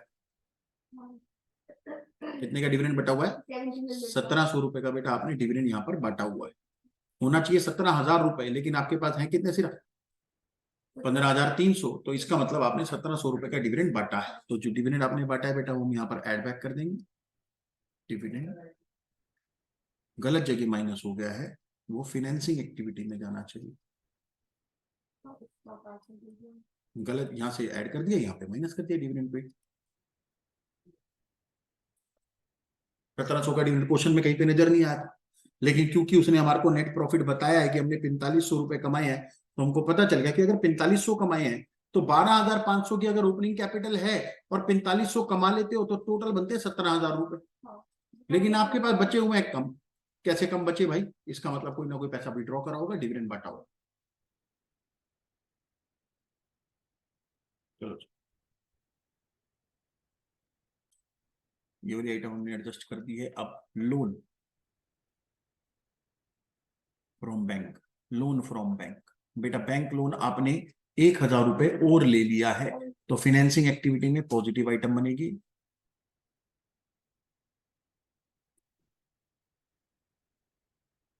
पैसा आया है, तो जो 1,000 रुपए आए हैं वो लोन से आए होंगे। उसके बाद है मिसिज ए का लोन, जो कि 2,500 था लेकिन अब नहीं है, इसका मतलब रीपे कर दिया होगा, तो नेगेटिव आइटम है। हाँ जी, रीपेमेंट ऑफ लोन 2,500, ये भी हो गया। क्रेडिटर को तो बाद में एडजस्ट करेंगे, उससे पहले बेटा कैश हमने लास्ट में लेना होता है, डेटर्स भी और स्टॉक और बाद में एडजस्ट करेंगे। पहले जरा मशीनरी का अकाउंट देखो। मशीनरी के अकाउंट से बेटा हमारे को 3 फ्लो मिले। एक तो जो मशीनरी बेच के 500 रुपए आए वो, तो सेल ऑफ मशीन, ये पॉजिटिव फ्लो है, एक नंबर फ्लो। दूसरा नंबर हमने ढूंढा था बेटा जो लॉस हुआ, जो लॉस हुआ 200 रुपए का, वो आपने प्रॉफिट एंड लॉस में भेज दिया, माइनस कर दिया, गलत चीज माइनस कर दी, वापस ऐड बैक करो। Loss on sale of machine, समझ में आ रही नहीं? तो 200 रुपए का जो लॉस पीनल में से माइनस हुआ है, होना ही नहीं था, वो हमने वापस ऐड बैक कर दी, गलत चीज माइनस हुई है। तो ये हो गया फ्लो नंबर 2। तीसरा फ्लो था बेटा हमारे पास डेप्रिसिएशन। डेप्रिसिएशन भी नॉन कैश आइटम होती है, आपने डेप्रिसिएशन पीनल में से माइनस किया होगा, तो हम डेप्रिसिएशन को भी ऐड बैक कर देते। 3 फ्लो हमारे को मिले थे, और डेप्रिसिएशन आपने लगाया कितने का था? 1800। ये हो गया थर्ड फ्लो। तो 3 फ्लो हमारे को अकाउंट से मिल गए थे, ये हो गया कंप्लीट। तो मशीनरी के अकाउंट का इफेक्ट हमने कंप्लीट कर दिया। लैंड 4000 से 5000 हो गई, तो बेटा हमने 1000 की लैंड खरीदी है, इन्वेस्टिंग एक्टिविटी में आएगी। यस। उसके बाद लैंड के बाद बिल्डिंग। बिल्डिंग भी बेटा हमारी बढ़ गई है, 3500 से 6000 हो गई, तो 2500 की हमने बिल्डिंग परचेज करी। तो परचेज ऑफ बिल्डिंग, ये भी नेगेटिव है। उसके बाद बची बेटी करंट असेट्स और करंट लायबिलिटी की एडजस्टमेंट, इसको ठीक करेंगे। तो बेटा हमारे पास आएगा cash flow before working capital adjustment, और फिर हम वर्किंग कैपिटल की एडजस्टमेंट करना शुरू करते हैं। वर्किंग कैपिटल के अंदर बेटा एक तो हमारे पास करंट लायबिलिटी है क्रेडिटर्स की। क्रेडिटर 4000 से 4400 हो गए, बढ़ गए, इंक्रीज इन करंट लायबिलिटी है, तो हम ऐड कर देंगे 400 रुपए, इंक्रीज इन क्रेडिटर्स। उसके बाद डेटर्स 3000 से बढ़ के 5000 हो गए बेटा, 2000 के डेटर बढ़ गए, तो ये माइनस हो जाएंगे। Less decrease in debt, sorry increase in debtors. तो करंट लायबिलिटी अगर बढ़ रही है तो पॉजिटिव कैश फ्लो है, और अगर करंट एसेट्स बढ़ रही है तो वो नेगेटिव, 2000 रुपए माइनस। और एक वर्ड बच गया हमारे पास स्टॉक, 3500 से 2500 हो गया, तो ये बढ़ जाएगा, ऐड हो जाएगा कैश। Decrease in stock. इसके अलावा बेटा कोई और आइटम बची नहीं है, सिर्फ कैश बचा हुआ है। यहाँ पर हमारे पास क्या था? बिल्डिंग की मशीन के बारे में बात थी, वो हमने कर दी, प्रॉफिट का हमने इस्तेमाल कर लिया, 1700 रुपए का डिविडेंड था, वो हमने 2 जगह डाल दिया, यहाँ पर ऐड, यहाँ पर माइनस। बस बेटा खत्म हो गया सवाल हमारे पास। जरा टोटल टोटल हमारी कैलकुलेटर अगर मैं चलाता हूँ, तो बेटा मेरे पास आता है ये 2800 प्लस 1700 प्लस 200 प्लस 1800, 6500 तो यहाँ पर हो गया,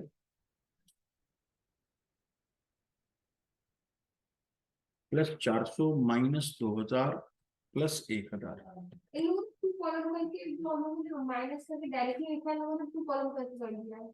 बेटा जैसे करने का मन करे ना वैसे कर लेना, मुझे कोई आपत्ति नहीं, लेकिन ये फेयर फॉर्मेट मेरे हिसाब से फाइनल फॉर्मेट है, ठीक है? आसान लग रहा है, इनको कंफ्यूजिंग है थोड़ा। तो बेटा ये हमारे पास आ जाएगा, टैक्स वगैरह वाली तो कोई इन्फॉर्मेशन थी नहीं, तो ये हमारे पास हो जाएगा cash flows from operating activity. ये हमारा फाइनली 5900 रुपीज का पॉजिटिव कैश फ्लो है। फाइनेंसिंग एक्टिविटी हमारे पास 1700 नेगेटिव, 2500 नेगेटिव और 1000 पॉजिटिव है, तो नेट आ जाएगा 3200 negative. Cash flows from financing activity और इन्वेस्टिंग एक्टिविटी भी नेगेटिव आती हुई नजर आ रही है, 3500 माइनस 500, 3000 रुपए भी negative. Cash flows from investing activity 3000 रुपए नेगेटिव। तो इसका मतलब अगर मैं अपनी कैश फ्लो स्टेटमेंट दिखाऊं तुम्हारे को, तो बेटा क्या होगा? Cash flows from operating activity 5900 I, cash flows from financing activity negative cash flow था वो 3200 का, और cash flows from investing activity ये भी है 3000 का नेगेटिव कैश फ्लो। तो cash flow during the year क्या आया? 300 नेगेटिव। नेगेटिव में आएगा सर। हाँ तो 300 नेगेटिव आएगा बेटा, cash flow during the year. इसमें अगर आप ओपनिंग ऐड करते हो तो ये क्लोजिंग के बराबर होना चाहिए, तो opening cash and cash equivalence. तो बैलेंस शीट में बेटा हमारे पास जो ओपनिंग कैश दिया हुआ है वो कितना था? 1000। तो अगर मैं इसमें 1000 ऐड करता हूं तो 300 नेगेटिव की वजह से नेट आपके पास क्लोजिंग बैलेंस 700 आएगा। तो बेटा ये कैश कम बनाया नहीं है, कैश गवाया है, तो ये डिक्रीज इन कैश है ड्यूरिंग द ईयर। मतलब इस साल में नुकसान हुआ है। नुकसान नहीं, कैश कम हो गया, कैश कमाया तो है 4500 रुपये, प्रॉफिट नहीं आया, decrease in cash during the. तो सवाल तो आसान है, लेकिन फॉर्मेट आपको फॉलो करना पड़ेगा। देखो मशीनरी का अकाउंट बनाया, डेप्रिसिएशन का अकाउंट बनाया, बिल्कुल वैसे ही जैसे हमने बनाया।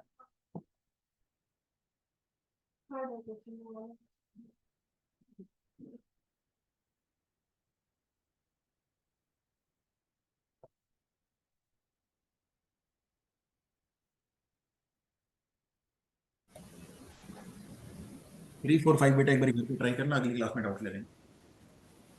ठीक है सर।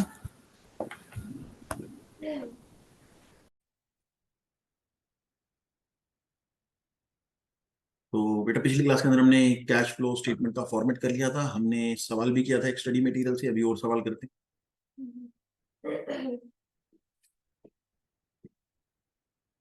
तो कैश फ्लो स्टेटमेंट बनाने के लिए बेटा पहले तो हम क्या करेंगे, देखो तरीका हमने क्या करा था, बैलेंस शीट बनाया जब हमारे पास क्वेश्चन था, तो हम बैलेंस शीट को पहले पूरा रीड करते हैं, उसके बाद आप एडजस्टमेंट देखते हो, एडजस्टमेंट में जो भी चीज मिलती है आप उसके लिए पहले अपने अकाउंट बना लेते हो, अगर आपको अकाउंट की रिक्वायरमेंट है तो।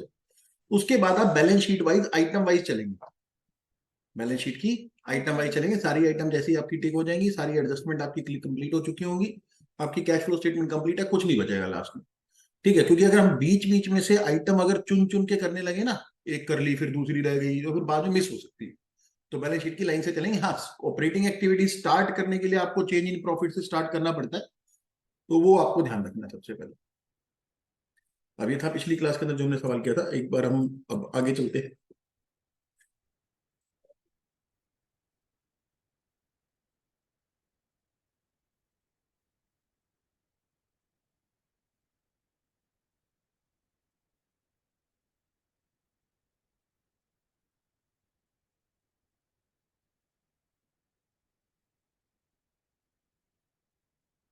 तो बेटा कैश फ्लो स्टेटमेंट,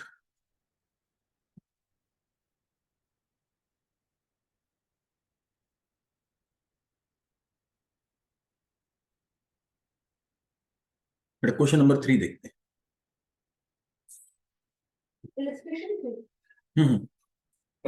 नहीं 3 भी बहुत इजी है वैसे तो।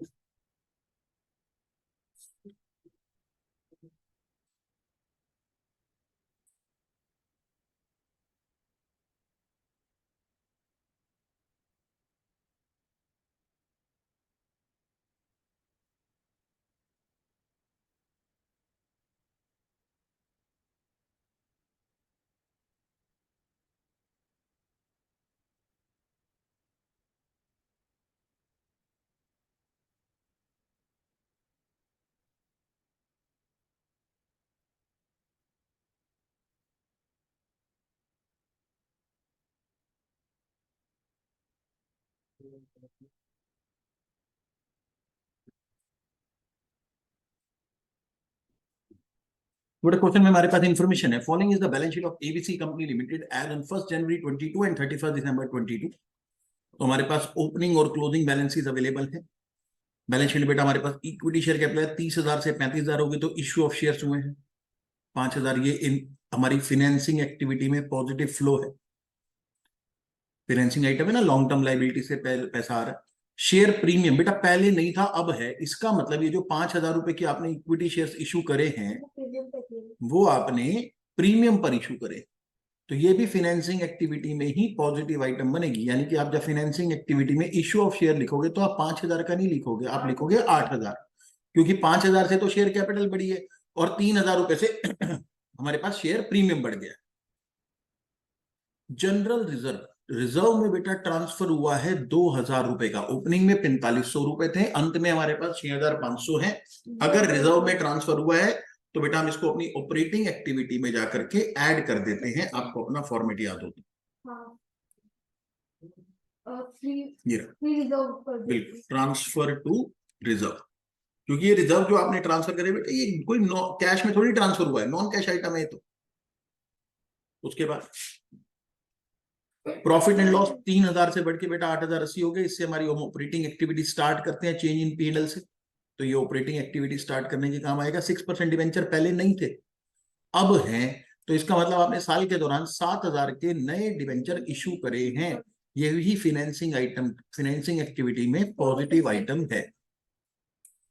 सन्ड्री क्रेडिटर 8,500 से बढ़ के 9,070 हो गए बेटा। अगर क्रेडिटर बढ़ जाते हैं तो ऑपरेटिंग एक्टिविटी के अंदर एक पॉजिटिव कैश फ्लो बनता है, इंक्रीज इन करंट लाइबिलिटी के नाम से। प्रोविजन फॉर टैक्स, ये दोनों बेटा स्पेशल लाइबिलिटी है। टैक्स और डिविडेंड, इनके बारे में क्या कहानी है कि अगर क्वेश्चन ने खुद से कुछ और नहीं बताया तो हम मान के चलेंगे कि ओपनिंग वाला टैक्स जो है वो साल के दौरान पे हुआ है, और ये जो 4,050 है इसका आपने प्रोविजन नया बनाया है।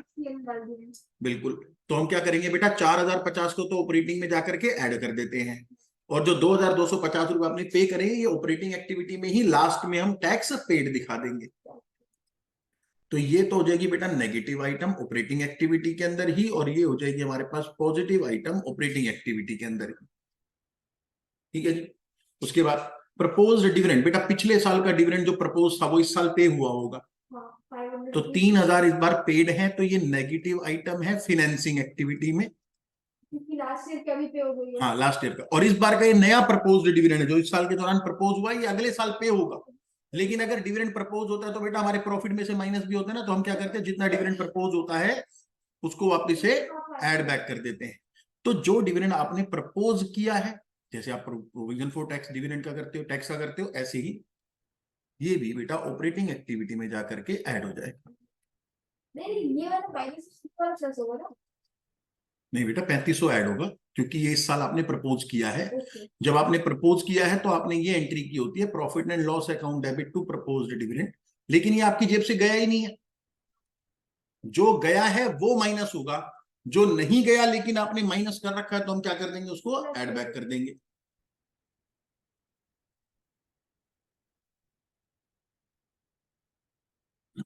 एक सेकंड।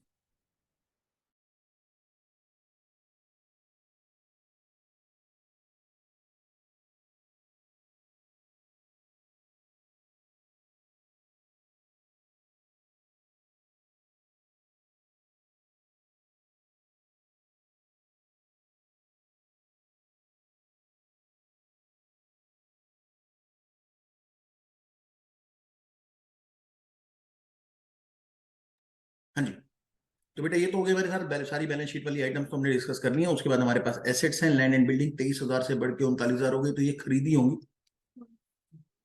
ठीक है, तो ये इन्वेस्टिंग एक्टिविटी में नेगेटिव फ्लो है। प्लांट एंड मशीनरी 8,540 से लेकर के 14,000 हो गए, तो ये भी खरीदे तो हुए हैं, लेकिन प्लांट एंड मशीनरी पे तो डेप्रिसिएशन भी होता है। लैंड एंड बिल्डिंग पे डेप्रिसिएशन नहीं होता, बिल्डिंग पे हो सकता है, लेकिन जब भी वो लैंड के साथ जुड़ी होती है तो लैंड क्योंकि डेप्रिशिएट नहीं होती, तो इसलिए लैंड एंड बिल्डिंग पे भी डेप्रिसिएशन अपने आप से नहीं लगाना है, जब तक क्वेश्चन खुद से ना बोले। हम नहीं मान के चलते कि कभी डेप्रिसिएशन। बिल्डिंग को बताएगा तो लगाएंगे। नहीं, ऐसा होता है ना बेटा, या तो बिल्डिंग की वैल्यू अलग से दे रखी हो, हाँ। नहीं दे रखी तो land and building combined value है, तो उसको आप डेप्रिशिएट नहीं कर सकते। ठीक है, अगर क्वेश्चन ने खुद से कोई अमाउंट दे रखा होगा तो उसको कंसीडर कर लेंगे, हालांकि वो चीज पॉसिबल नहीं है कि लैंड एंड बिल्डिंग कंबाइन लिखी हो और आप डेप्रिसिएशन लगा दो। प्लांट एंड मशीनरी हमारे पास जो है वो 8,540 से 14,000 हो गए, यानी कि आपने वो प्लांट एंड मशीनरी कुछ ना कुछ खरीदे भी हैं, डेप्रिसिएशन भी लगाया होगा, उसका अकाउंट हम बनाएंगे, अकाउंट से हमारे को फ्लो मिलेंगे। फर्नीचर 550 से 650 हो गया, फर्नीचर पे भी डेप्रिसिएशन लगता है और कुछ आपने खरीदा भी होगा, इसका भी हम अकाउंट बना लेंगे। स्टॉक करंट एसेट्स में बेटा increase in current assets, current assets अगर बढ़ जाते हैं तो ये आपका ऑपरेटिंग एक्टिविटी में नेगेटिव फ्लो होता है, हाँ, क्योंकि बढ़ गया है। तो आपका पैसा और ब्लॉक हो गया है। डेटर्स बेटा आपके 7,500 से 8,550 हो गए, ये भी आपका ऑपरेटिंग एक्टिविटी में नेगेटिव फ्लो है। बैंक बैलेंस, ये तो बेटा आपकी कैश फ्लो स्टेटमेंट का पार्ट है, ओपनिंग ऐड करेंगे, क्लोजिंग हमारे पास बैलेंसिंग फिगर आ जाएगा। Depreciation return of during the year, तो साल के दौरान जो आपने डेप्रीसिएशन लगाए हैं, डेप्रीसिएशन बेटा वो है 6,000, 5-6,000 लैंड एंड बिल्डिंग पे लगाया है, तो आपको इसका भी अकाउंट बनाना पड़ेगा लैंड एंड बिल्डिंग का।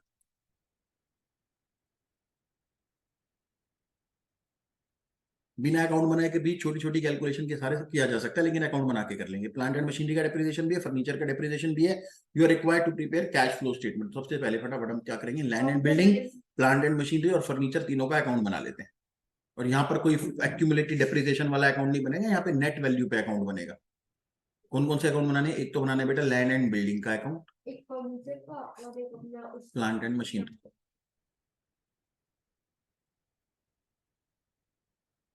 इन लोगों ने प्रोविजन को टैक्स का भी अकाउंट बनाया है। हाँ, लेकिन उसकी कोई रिक्वायरमेंट नहीं, क्योंकि हमको पता है ओपनिंग वाला पेड है, क्लोजिंग वाला मेड है। तो एंड में ऐसे है। हाँ, उसको तब बनाना पड़ता जब नीचे आपको क्वेश्चन कुछ कहानी बता देता जी हमने तो एक्चुअल में टैक्स ना इतना दिया है, फिर मेरे को अकाउंट बनाना पड़ता। लेकिन क्वेश्चन ने कोई नई एडजस्टमेंट दी नहीं है, तो इसलिए आपको अकाउंट बनाने की जरूरत नहीं है। आप बस क्या करोगे, ओपनिंग वाला पेड है तो वो माइनस होगा, जो क्लोजिंग वाला है वो मेड है, हम उसको ऐड करेंगे। प्रोविजन फॉर टैक्स के अंदर भी और प्रपोज डिविडेंड दोनों के अंदर सेम ट्रीटमेंट है। फर्नीचर,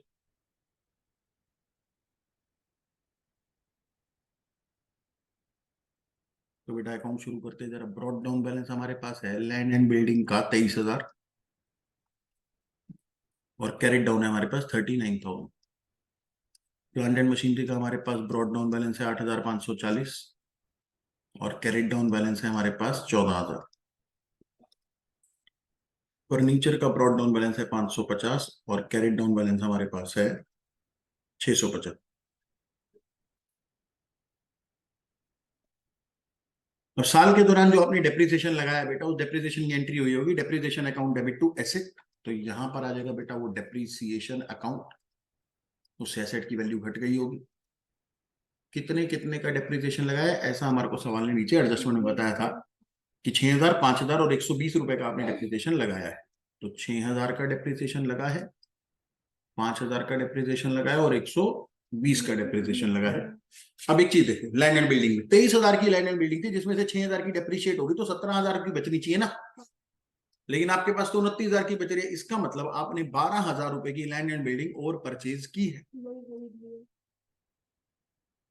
ये आ जाएगा आपके पास बैलेंसिंग फिगर, परचेज किया आपने। समझ में आती है बात? बैलेंसिंग फिगर टोटल करेंगे तो कितना होता है, 35,000 माइनस में 23 करते हैं तो 12,000 रुपए बैलेंसिंग फिगर आता है। ये आपने लाइन परचेज करी है। सेम काम प्लांट एंड मशीनरी के साथ भी है। 8,540 रुपए की लैंड एंड बिल्डिंग आपके पास पड़ी थी, जिसके ऊपर आपने डेप्रिसिएशन लगाया है।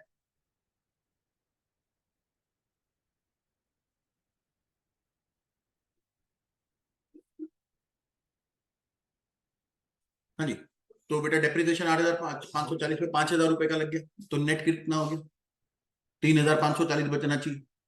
लेकिन आपके पास तो 14,000 का बच रहा है, इसका मतलब आपने और एसेट परचेज करी।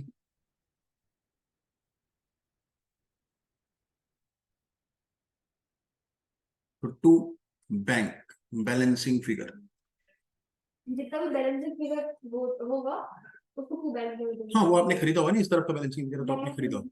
हाँ, तो हमारे पास हो गया बेटा ये कितना,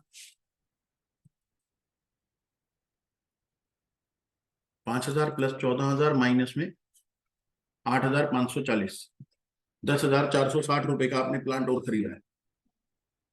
सिमिलरली फर्नीचर बेटा 550 रुपए का पहले से था, 120 रुपए डेप्रिशिएट होगा और लास्ट में 650 बच रहे हैं, वो भी ज्यादा होती है। तो आपने और खरीदे हैं। इसका मतलब आपने फर्नीचर 550 माइनस 220 का आपने और फर्नीचर खरीदा है। तो टू बैंक।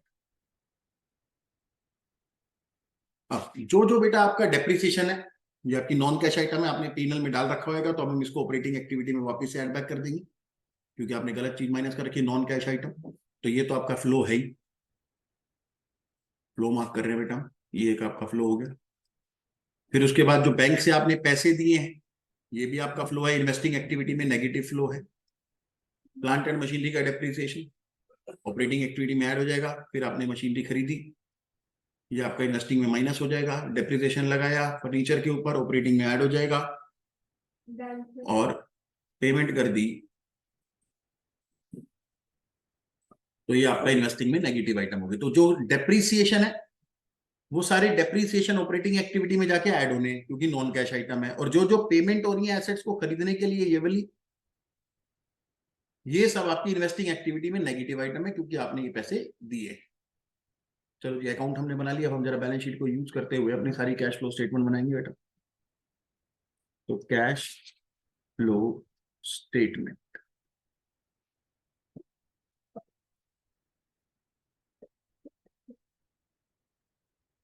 बेटा एक शेड्यूल हम बनाते हैं, cash flows from operating activity, cash flows from investing activity.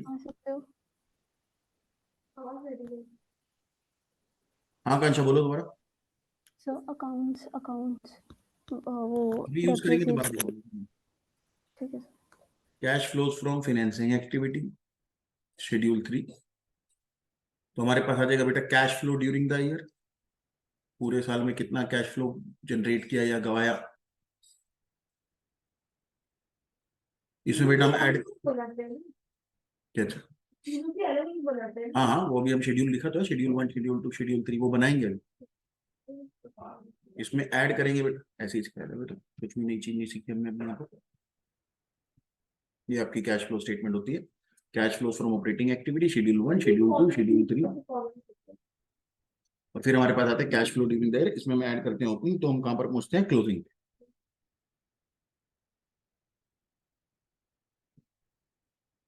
तो हमारे पास आ जाएगा बेटा, ऐड करते हैं हम opening cash and cash equivalent, तो हमारे पास आ जाता है closing cash and cash equivalent. ठीक है, तो ओपनिंग कैश और क्लोजिंग कैश तो हमारे पास है, वो हम लिख लेंगे जब हम अपनी एक्टिविटी स्टार्ट करते हैं बेटा। सबसे पहले हमारे पास होती है cash flows from operating activity,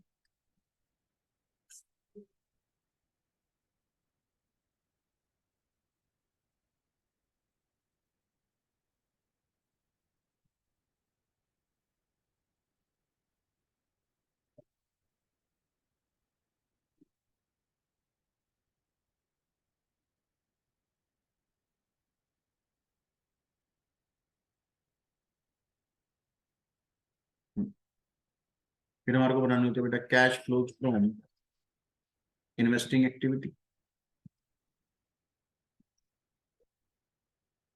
और फिर हम बनाते हैं cash flows from financing activity schedule 3।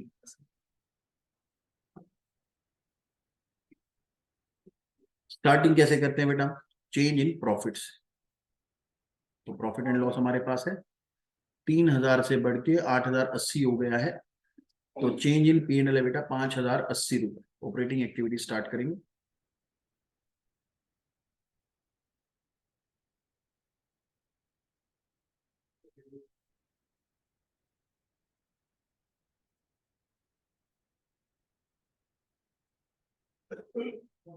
Balance sheet wise चलते हैं बेटा। इक्विटी शेयर कैपिटल, हमने देखा इक्विटी शेयर कैपिटल बेटा 5000 से बढ़ गई है, तो ये इशू ऑफ शेयर है, साथ में 3000 से प्रीमियम भी बढ़ा है।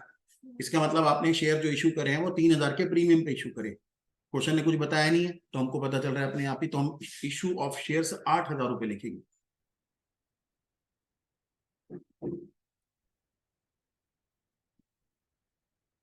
₹5000 शेयर के और ₹3000 प्रीमियम के, तो सिक्योरिटी प्रीमियम का भी चेंज हमने कंसीडर कर लिया है, प्रॉफिट एंड लॉस का चेंज भी हमने कंसीडर कर लिया है, इक्विटी शेयर कैपिटल का भी चेंज हमने कंसीडर कर लिया। रिजर्व, पहले 4500 के रिजर्व थे, अब 6500 के रिजर्व है, यानी कि 2000 रुपए आपने रिजर्व ट्रांसफर करें, और ये नॉन कैश आइटम है, वापिस से ऐड बैक कर देंगे अपने P&L में। ट्रांसफर टू रिजर्व, जो 2000 P&L में से -2 है, लेकिन किसी को दिए तो है, तो वापिस ऐड बैक कर दिए। उसके बाद हमारे पास है डिवेंचर्स। डिवेंचर्स बेटा पहले नहीं थे, अब 7000 के हैं, इसका मतलब आपने साल के दौरान 7000 रुपए के और डिवेंचर इशू करेंगे, तो issue of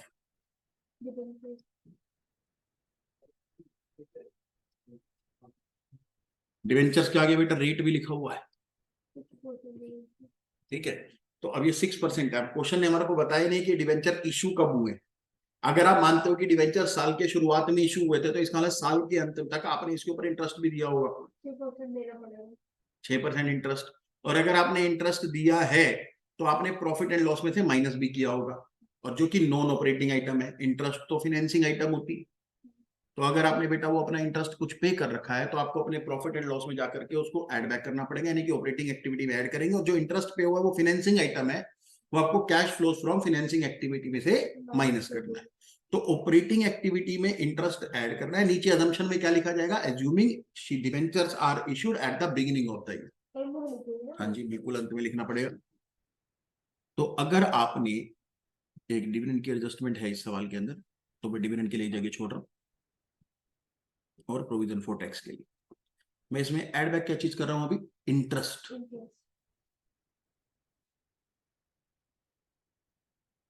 interest on debenture, जो आपने 7000 रुपए के डिवेंचर जो आपने इशू करे हैं, उसके ऊपर आपने 6% के हिसाब से जो इंटरेस्ट दिया होगा 420 रुपए का, वो आपने प्रॉफिट एंड लॉस में से माइनस किया होगा, मैं उसे वापस ऐड बैक कर रहा हूं क्योंकि वो नॉन ऑपरेटिंग आइटम है। क्योंकि वो दिया तो है, कैश में ही दिया होगा, लेकिन वो नॉन ऑपरेटिंग आइटम है, और हमने यहाँ पे सीखा था बेटा आप नॉन ऑपरेटिंग आइटम को ऐड बैक करोगे। तो हमने इंटरेस्ट को ऐड बैक करना है,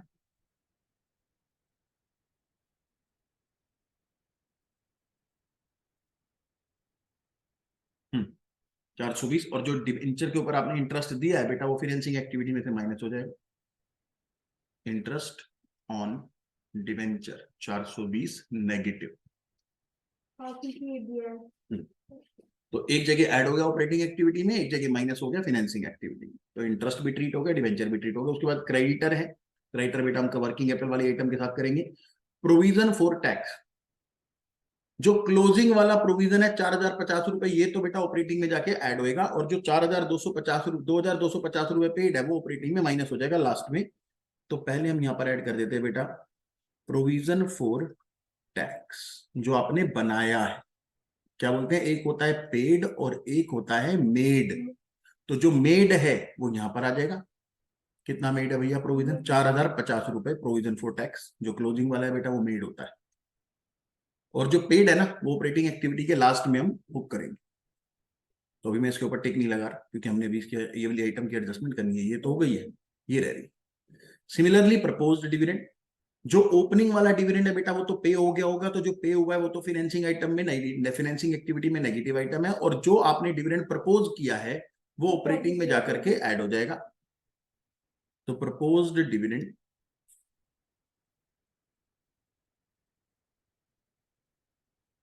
जो आपने प्रोविजन बनाया है, प्रपोज किया है, वो ऐड हो जाएगा 3500, और जो पे हुआ है एक्चुअल में वो माइनस में जाएगा। डिविडेंड पेड, कितने का डिविडेंड पेड है भाई, 3000 रुपए। तो 3000 का जो डिविडेंड पेड है वो तो नेगेटिव आइटम है, फाइनेंसिंग एक्टिविटी का पार्ट है, लेकिन जो डिविडेंड आपने प्रपोज कर दिया प्रॉफिट में से तो माइनस कर दिया, लेकिन दिया किसी को है नहीं, प्रॉफिट में से माइनस कर दिया, नॉन ऑपरेटिंग आइटम। तो नॉन ऑपरेटिंग आइटम के नाम पे हम उसको वापस से ऐड बैक कर देंगे 3500। चलो जी, तो प्रपोज डिविडेंड पूरा ट्रीट हो गया। उसके बाद land and building, plant and machinery, furniture का तो हमने अकाउंट बनाया था। तो ये जो सारे डेप्रिसिएशन है बेटा, एसेट के ऊपर जो डेप्रिसिएशन लगे हुए हैं 6000 रुपए, 5000 रुपए और 120 रुपए, ये तीनों आइटम बेटा क्वेश्चन ने आपको दी थी। तो जो डेप्रिसिएशन आपने माइनस किया है, डेप्रिसिएशन नॉन कैश आइटम है, तो आपने तो प्रॉफिट एंड लॉस में से माइनस कर रखा है, हम उसको वापस से ऐड बैक करेंगे। तो ऑपरेटिंग एक्टिविटी में जाएंगे बेटा, ऐड बैक कर देंगे depreciation on land and building, plant and machinery and furniture 6000, 5000 और 120।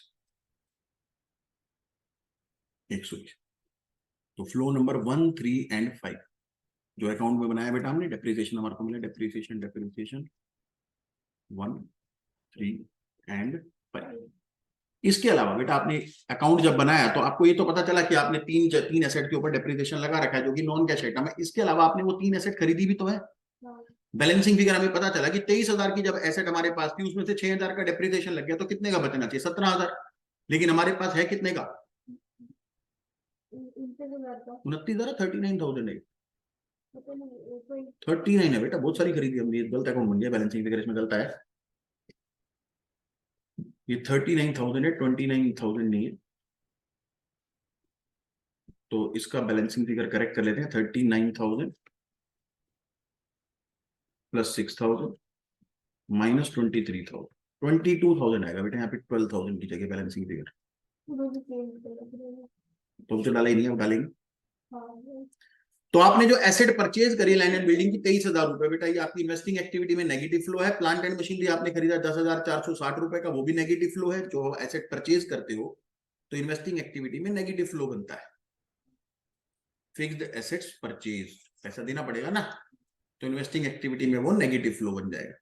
तो हमने खरीदी है 3 asset, plant land and building, plant and machinery and furniture. तो purchase of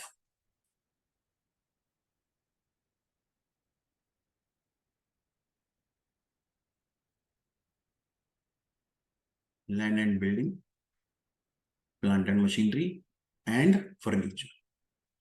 flow number 2, 4 and 6, ये आपने जो अकाउंट बनाया वहां पे लिखे हुए थे हमने फ्लो नंबर।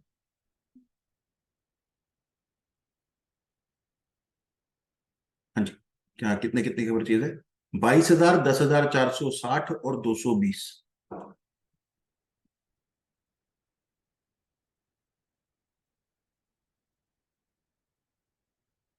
10,460। ठीक है जी। तो ये अब हमारे पास बैलेंस शीट के अंदर फिक्स एसेट्स की भी सारी एडजस्टमेंट यहाँ पर हो चुकी है। तो लैंड एंड बिल्डिंग के अकाउंट से 2 फ्लो निकले, प्लांट एंड मशीनरी के अकाउंट से 2 फ्लो निकले, डेप्रिसिएशन और परचेज, डेप्रिसिएशन और परचेज, फर्नीचर के अंदर से भी 2 फ्लो निकले, डेप्रिसिएशन और परचेज। उसके बाद स्टॉक करंट असेट्स है, डेटर करंट असेट्स है, बैंक बैलेंस हमारे को दे रखा है 3420 और 4430। दोनों ऑपरेटिंग माइनस। बिल्कुल नहीं नहीं, कैसे कर दोगे बेटे, यहाँ पर आता है ओपनिंग बैंक, बैंक बैलेंस सही रहा, ओपनिंग 3420 रुपए यहाँ पर, और क्लोजिंग आपके पास आंसर आना चाहिए 4430। ऑपरेटिंग में नहीं आया, अलग से क्या, opening cash and cash equivalent, closing cash and cash equivalent. अब आपके पास जो अनट्रीटेड आइटम बची हैं बेटा वो है वर्किंग कैपिटल वाली, कौन कौन सी? Stock, debtor and creditor. तो यहां पर अगर मैं बैलेंसिंग फिगर निकालूं तो हम इसको लिखते थे बेटा cash flow before working capital adjustment. याद है फॉर्मेट? फॉर्मेट याद है बेटा? लास्ट वाले जो बचते थे वो बेटा हम यहां पर लिखते थे cash flow before working capital adjustment, इसके बाद वर्किंग कैपिटल वाली आइटम आती थी। नॉन ऑपरेटिंग नॉन कैश तो आपने एडजस्ट कर दी, अब आपको वर्किंग कैपिटल को एडजस्ट करना है। हमारे पास 2 करंट असेट्स हैं और 1 करंट लायबिलिटी।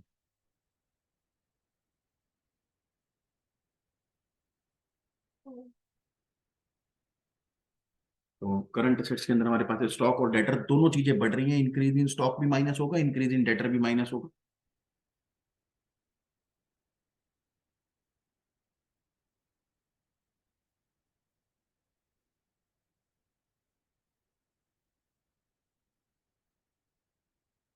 तो स्टॉक बढ़ गया बेटा कितने रुपए से?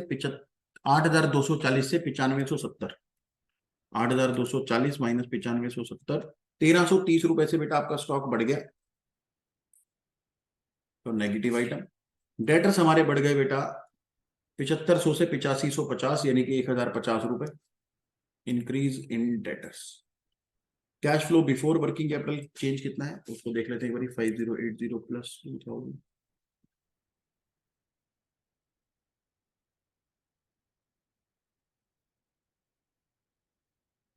26,170।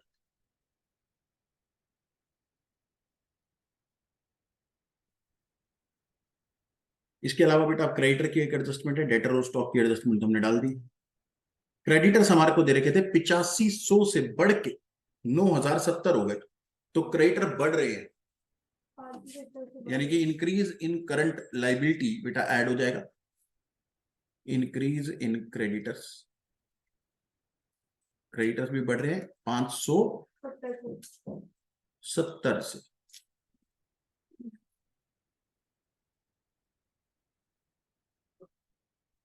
ठीक है जी। और एक आखिरी आइटम जो बची है बेटा, उसके बाद हमारी कैश फ्लो स्टेटमेंट खत्म है।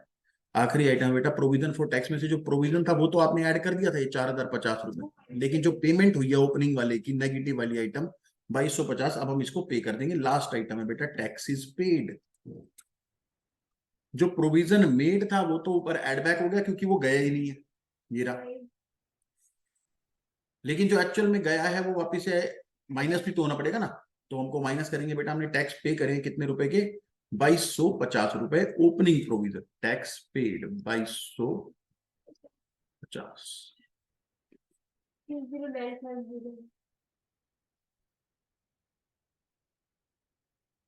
22,110 सारे नहीं माइनस करेंगे ना, इंक्रीज स्टॉक हो जाते हैं सारा। स्टॉक वाला माइनस होगा, डेटर वाला माइनस होगा, क्रेडिटर वाला प्लस होगा। हाँ 26,170 माइनस 1,330 माइनस 1,050 प्लस 570 माइनस 2,250, 22,110 ही आ रहा है बेटा।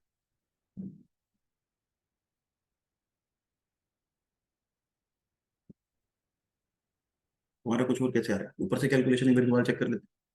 5,080 प्लस 2,000 प्लस 3,500 प्लस 4,050 तो 20 प्लस 6,000 प्लस 15,000 सॉरी माइनस में 5,000 प्लस 120 26,170 माइनस में 1,330 माइनस में 1,050 प्लस 570 और माइनस लास्ट में 2,250 22,110। इन्वेस्टिंग एक्टिविटी बेटा हमारे पास परचेज परचेज परचेज है, तीनों चीजें माइनस में नेगेटिव आइटम है। परचेज परचेज परचेज, कोई एसेट बेची तो है नहीं, तो नेगेटिव में चले जाएगा। तो ये नेगेटिव आइटम रहेंगे बेटा सारी सारी। 22,000 10,460 और 220 32,680 नेगेटिव। इसके अलावा इन्वेस्टिंग एक्टिव फिनेंसिंग एक्टिविटी 8,000 आए, 7,000 आए, 420 का इंटरेस्ट चला गया और 3,000 का डिविडेंड चला गया। 11,580। तो ये तीनों आइटम बेटा हम कैश फ्लो ऊपर डाल देते हैं। 22,110 पॉजिटिव ऑपरेटिंग एक्टिविटी, 22,110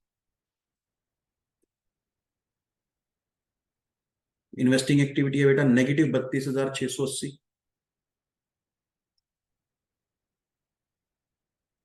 और फाइनेंसिंग एक्टिविटी है बेटा हमारे पास 11,580 पॉजिटिव।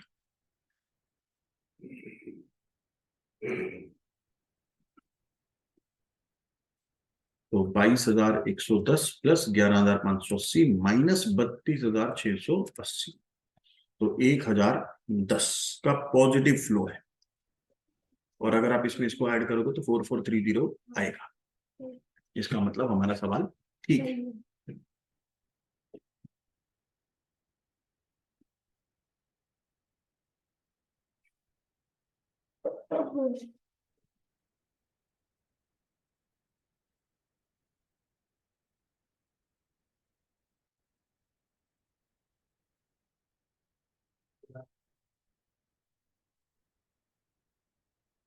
इलस्ट्रेशन नंबर 4 देखो बेटा, हम यहाँ पे रीड करेंगे लेकिन आप कंप्लीट इसको घर पे करोगे। मैं सारा सवाल पढ़ूंगा, सारी एडजस्टमेंट समझाऊंगा, आप इस सवाल को आज ही घर पे प्रैक्टिस करोगे।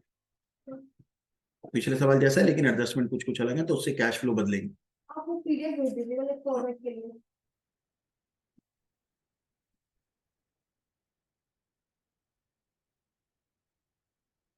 इसमें बुद्धि भी है।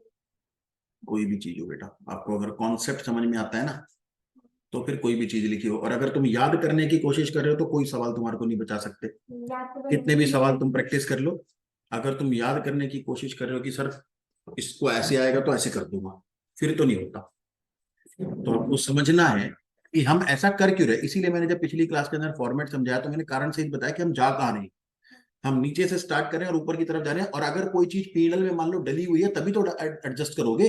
आपने कोई नॉन ऑपरेटिंग आइटम अपने पीएनएल के अंदर माइनस की हुई है तो आप उसको वापस ऐड करोगे, और अगर आपने ऐड करी हुई है तो आप माइनस कर दोगे उसको। लेकिन अगर आपने कोई नॉन ऑपरेटिंग आइटम अपने पीएनएल में डाली ही नहीं है तो क्या उसकी कोई एडजस्टमेंट कर सकते हो? नहीं, जरूरत ही नहीं है। तो उस चीज को समझना जरूरी है कि कौन सी आइटम कहां गई है। अगर वो आइटम नॉन ऑपरेटिंग या नॉन कैश है और पीएनएल में गई है तब तो उसको ऑपरेटिंग एक्टिविटी में एडजस्ट करने की जरूरत है, अदरवाइज नहीं। चलो सवाल पढ़ते हैं बेटा। हमारे पास 31 मार्च 2021 और 31 मार्च 2022 ऐसे बैलेंस शीट मान के चलते हैं। तो बेटा ये ओपनिंग फिगर्स हैं, ये क्लोजिंग फिगर्स हमारे पास हैं। इक्विटी शेयर कैपिटल 30,000 से 40,000 हो गई। ये क्या हुआ? शेयर इशू हो गए, तो ये पॉजिटिव कैश फ्लो है फाइनेंसिंग एक्टिविटी में। रिडीमेबल प्रेफरेंस शेयर कैपिटल 15,000 के थे, 10,000 के रह गए, यानी कि 5,000 के प्रेफरेंस शेयर आपने रिडीम कर दी। तो ये नेगेटिव कैश फ्लो, आपने पैसे दिए हैं वापस, फाइनेंसिंग एक्टिविटी में नेगेटिव है ये redemption of preference share. General reserve 4,000 के थे, आपने 7,000 रुपए बना दिए, 3,000 रुपए इसका मतलब आपने रिजर्व में ट्रांसफर करें। तो अगर आपने रिजर्व में ट्रांसफर करें तो आप ऑपरेटिंग एक्टिविटी में इसको वापस से एड बैक करोगे। प्रॉफिट एंड लॉस, ये बेटा आपकी ऑपरेटिंग एक्टिविटी स्टार्ट करने के काम आएगा, चेंज इन पीएनएल के नाम से। प्रपोज्ड डिविडेंड, अगर क्वेश्चन ने आगे कुछ भी नहीं बताया तो बेटा 4200 पेड रहेंगे, ये आपकी फाइनेंसिंग एक्टिविटी में से माइनस हो जाएंगे फाइनेंसिंग में। और जो 5,000 के प्रपोज्ड है, ये करंट ईयर जब आपने प्रपोज करे होंगे लेकिन पे तो नहीं करे, तो ऑपरेटिंग एक्टिविटी में हम इसको ऐड कर देंगे, क्योंकि जब आप अपना पीएनएल का अप्रोप्रिएशन अकाउंट बनाते हो तो उस टाइम आपने ये माइनस करे होंगे। ये तो आपने ना प्रपोज्ड डिविडेंड के नाम से माइनस कर दिए होते, तो हम इसको वापस से ऐड बैक कर देते। अगर क्वेश्चन ने कुछ और नहीं बताया, कुछ बताएगा तो फिर हम इसके बारे में समझेंगे कुछ। क्रेडिटर बेटा हमारी वर्किंग कैपिटल की आइटम है, क्रेडिटर हमारे बढ़ गए तो increase in working capital, sorry increase in creditors, यानी कि करंट लायबिलिटी अगर बढ़ रही है तो बेटा ऑपरेटिंग एक्टिविटी में ये पॉजिटिव फ्लो है। बिल्स पेबल 2000 से 1600 रह गए, 400 रुपए पर कम हो गए, तो इसका मतलब आपने पे कर दिए होंगे ना, तो ये नेगेटिव फ्लो है ऑपरेटिंग एक्टिविटी में, डिक्रीज इन करंट लायबिलिटी के नाम से।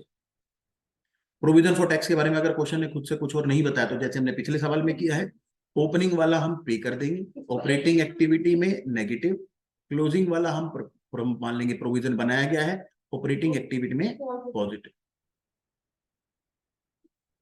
ठीक है जी, सारी आइटम लगभग पहले वाली है जिनके बारे में हमारे को पता है। गुडविल बेटा पहले 11,500 थी, अभी 9,000 है, तो ये गुडविल घटती कैसे है बेटा? गुडविल को ना राइट ऑफ कर दिया जाता है। हाँ, तो गुडविल जब राइट ऑफ करते हैं तो एंट्री होती है profit and loss account debit to goodwill, goodwill कम हो जाती है, प्रॉफिट भी कम हो जाता है, लेकिन बुक्स में रखते नहीं है ना बेटा। गुडविल का क्या काम है बुक्स के अंदर? ना कोई एसेट ना कोई चीज है। कम तो कर दिया तो हटाई दी। हाँ, तो धीरे धीरे करके राइट ऑफ करते हैं ना, एक साल के अंदर माइनस करने वाला है, एक साल का सारा प्रॉफिट खत्म हो जाएगा, 5 ईयर्स में 6 ईयर्स में धीरे धीरे करके खत्म कर देते हैं उसको, बुक्स में आई हुई है तो ठीक है, नॉर्मली 5 ईयर्स में करते हैं। तो अब 11,500 से 9,000 रहेगी, यानी कि आपने 2500 रुपए राइट ऑफ करे। 2500 रुपए राइट ऑफ करने की एंट्री क्या रही होगी बेटा? पीएनएल अकाउंट डेबिट, पीएनएल के अंदर डेबिट साइड पे ना खर्चा बुक होता है, गुडविल रिटर्न ऑफ। अब लेकिन ये तो नॉन कैश आइटम है, राइट ऑफ ही तो करिए, पैसे थोड़ी दे के आए हो किसी को। एंट्री क्या हुई? PNL account debit to goodwill. अब गुडविल खत्म हो गया, आपका प्रॉफिट भी कम हो गया, लेकिन कैश तो किसी को दिया नहीं है, तो ये नॉन कैश आइटम है। कैसी आइटम है? हाँ, ये नॉन कैश आइटम है। तो बेटा जो आपने गुडविल राइट ऑफ की है, क्या करी है? राइट ऑफ किया आपने, कितने की राइट ऑफ कर दी? 2500 रुपए। तो ये 2500 रुपए का जो राइट ऑफ है बेटा, ये आपके पीनल में से माइनस तो हुआ है, लेकिन ये नॉन कैश आइटम है, तो हम इसको वापस से ऐड बैक कर देंगे। बिल्कुल non cash item operating activity में ऐड हो जाएगी। लैंड एंड बिल्डिंग बेटा पहले 20,000 की थी, अभी 17,000 की हो गई है। क्वेश्चन ने अगर कुछ भी नहीं बताया तो मैं मान लूंगा कि 3,000 को हमने बेच दिया है। क्यों बेच दिया? क्योंकि लैंड एंड बिल्डिंग कंबाइन लिखे, मैं अपने आप से तो डेप्रिसिएशन नहीं मानता। क्वेश्चन अगर बताएगा कि डेप्रिसिएशन मानो तो मैं डेप्रिसिएशन मान लूंगा। ऐसा हो सकता है बेटा, किताब हमारी सीएस वाली है ना, तो इसके अंदर हो सकता है इन्होंने डेप्रिसिएशन लगा रखा, लेकिन आपका कैश फ्लो स्टेटमेंट पे कोई फर्क नहीं पड़ेगा, आपका आंसर वहीं के वहीं पहुंचेगा। हम क्या मानेंगे भैया? ये इन्वेस्टिंग का नेगेटिव क्या है, वो पॉजिटिव कैश फ्लो है। लैंड एंड बिल्डिंग बेची, देखो वैसे तो साफ साफ ना पता चल रहा है कि 15% का डेप्रिसिएशन लगा हुआ है। ये मेरे को पता है, इन्होंने बैलेंस शीट अपने आंसर के अंदर डेप्रिसिएशन ही ट्रीट कर रखा हुआ, चाहे नीचे कोई एडजस्टमेंट ना भी बताइए, लेकिन सही तरीका नहीं है। एग्जाम में हम स्टडी मटेरियल के साथ चल लेंगे, डेप्रिसिएशन मान लो, ऑपरेटिंग एक्टिविटी में इसको ऐड बैक कर देंगे, क्या मान लेंगे इसको? डेप्रिसिएशन। क्योंकि बुक के अंदर मेरे को पूरे यकीन है स्टडी मटेरियल के ऊपर ना हमारे, इन्होंने डेप्रिसिएशन ही ट्रीट कर रखा है। हाँ, क्योंकि लेकिन ये लॉजिकली ठीक नहीं है। हाँ, depreciation on plant and building नहीं, लैंड एंड बिल्डिंग लिखा हुआ, प्लांट एंड बिल्डिंग दोनों लिखा हुआ। तो इलस्ट्रेशन 4 है ना? हाँ लिखा हुआ बेटा, लिखा हुआ इसके अंदर, depreciation of plant and building ही किया है। हाँ नीचे लिखा हुआ लैंड एंड बिल्डिंग पे 1,000 का डेप्रिसिएशन, तो इसका तो अकाउंट बनेगा बेटा, नीचे एडजस्टमेंट दी हुई है सर बेटा, नीचे एडजस्टमेंट लिखी हुई है, इसका तो अकाउंट ही बनेगा, जिसकी भी एडजस्टमेंट नीचे लिखी हुई मिलेगी। लैंड एंड ठीक है जी, तो इसका तो हम क्या बनाने वाले हैं? अकाउंट बनाएंगे, देखेंगे कितना डेप्रिसिएशन कितना सेल। बेटा आवाज बहुत कट के आ रही है, पता नहीं चल रहा क्या कह रहे हो, चैट बॉक्स में लिख दो।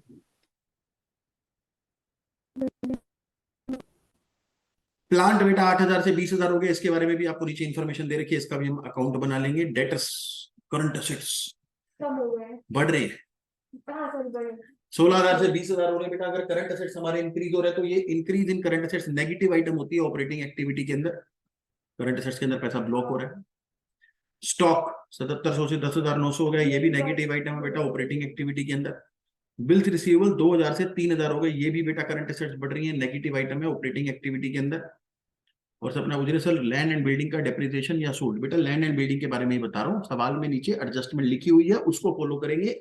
अगर सवाल साइलेंट हो तो सही तरीका ये है कि आप लैंड एंड बिल्डिंग अगर कभी भी कंबाइन लिखा हुआ है तो बेटा उसके अंदर डिक्रीज को सोल्ड ही मानना है, सही तरीका सेल का है, क्योंकि लैंड एंड बिल्डिंग अगर कभी कंबाइन होती है ना तो उस पर डेप्रिसिएशन लगता ही नहीं है।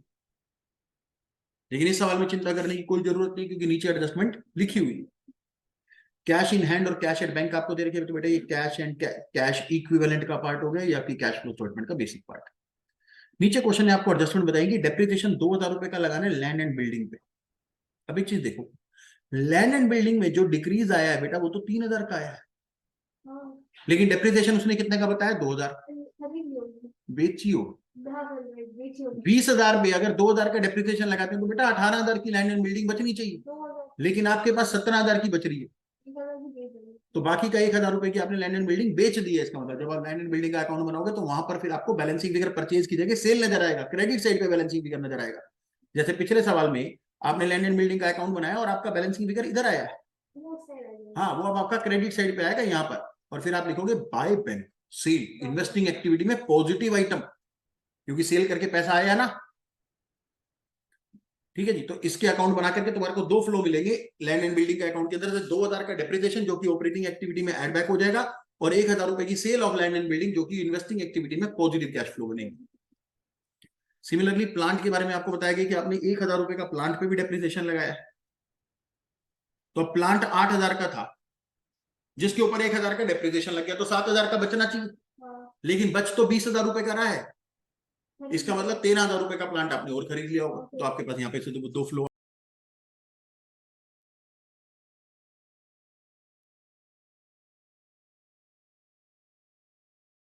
हाँ जी, तो बेटा अब बात करते हैं जरा इस डिविडेंड के बारे में और टैक्स के बारे में।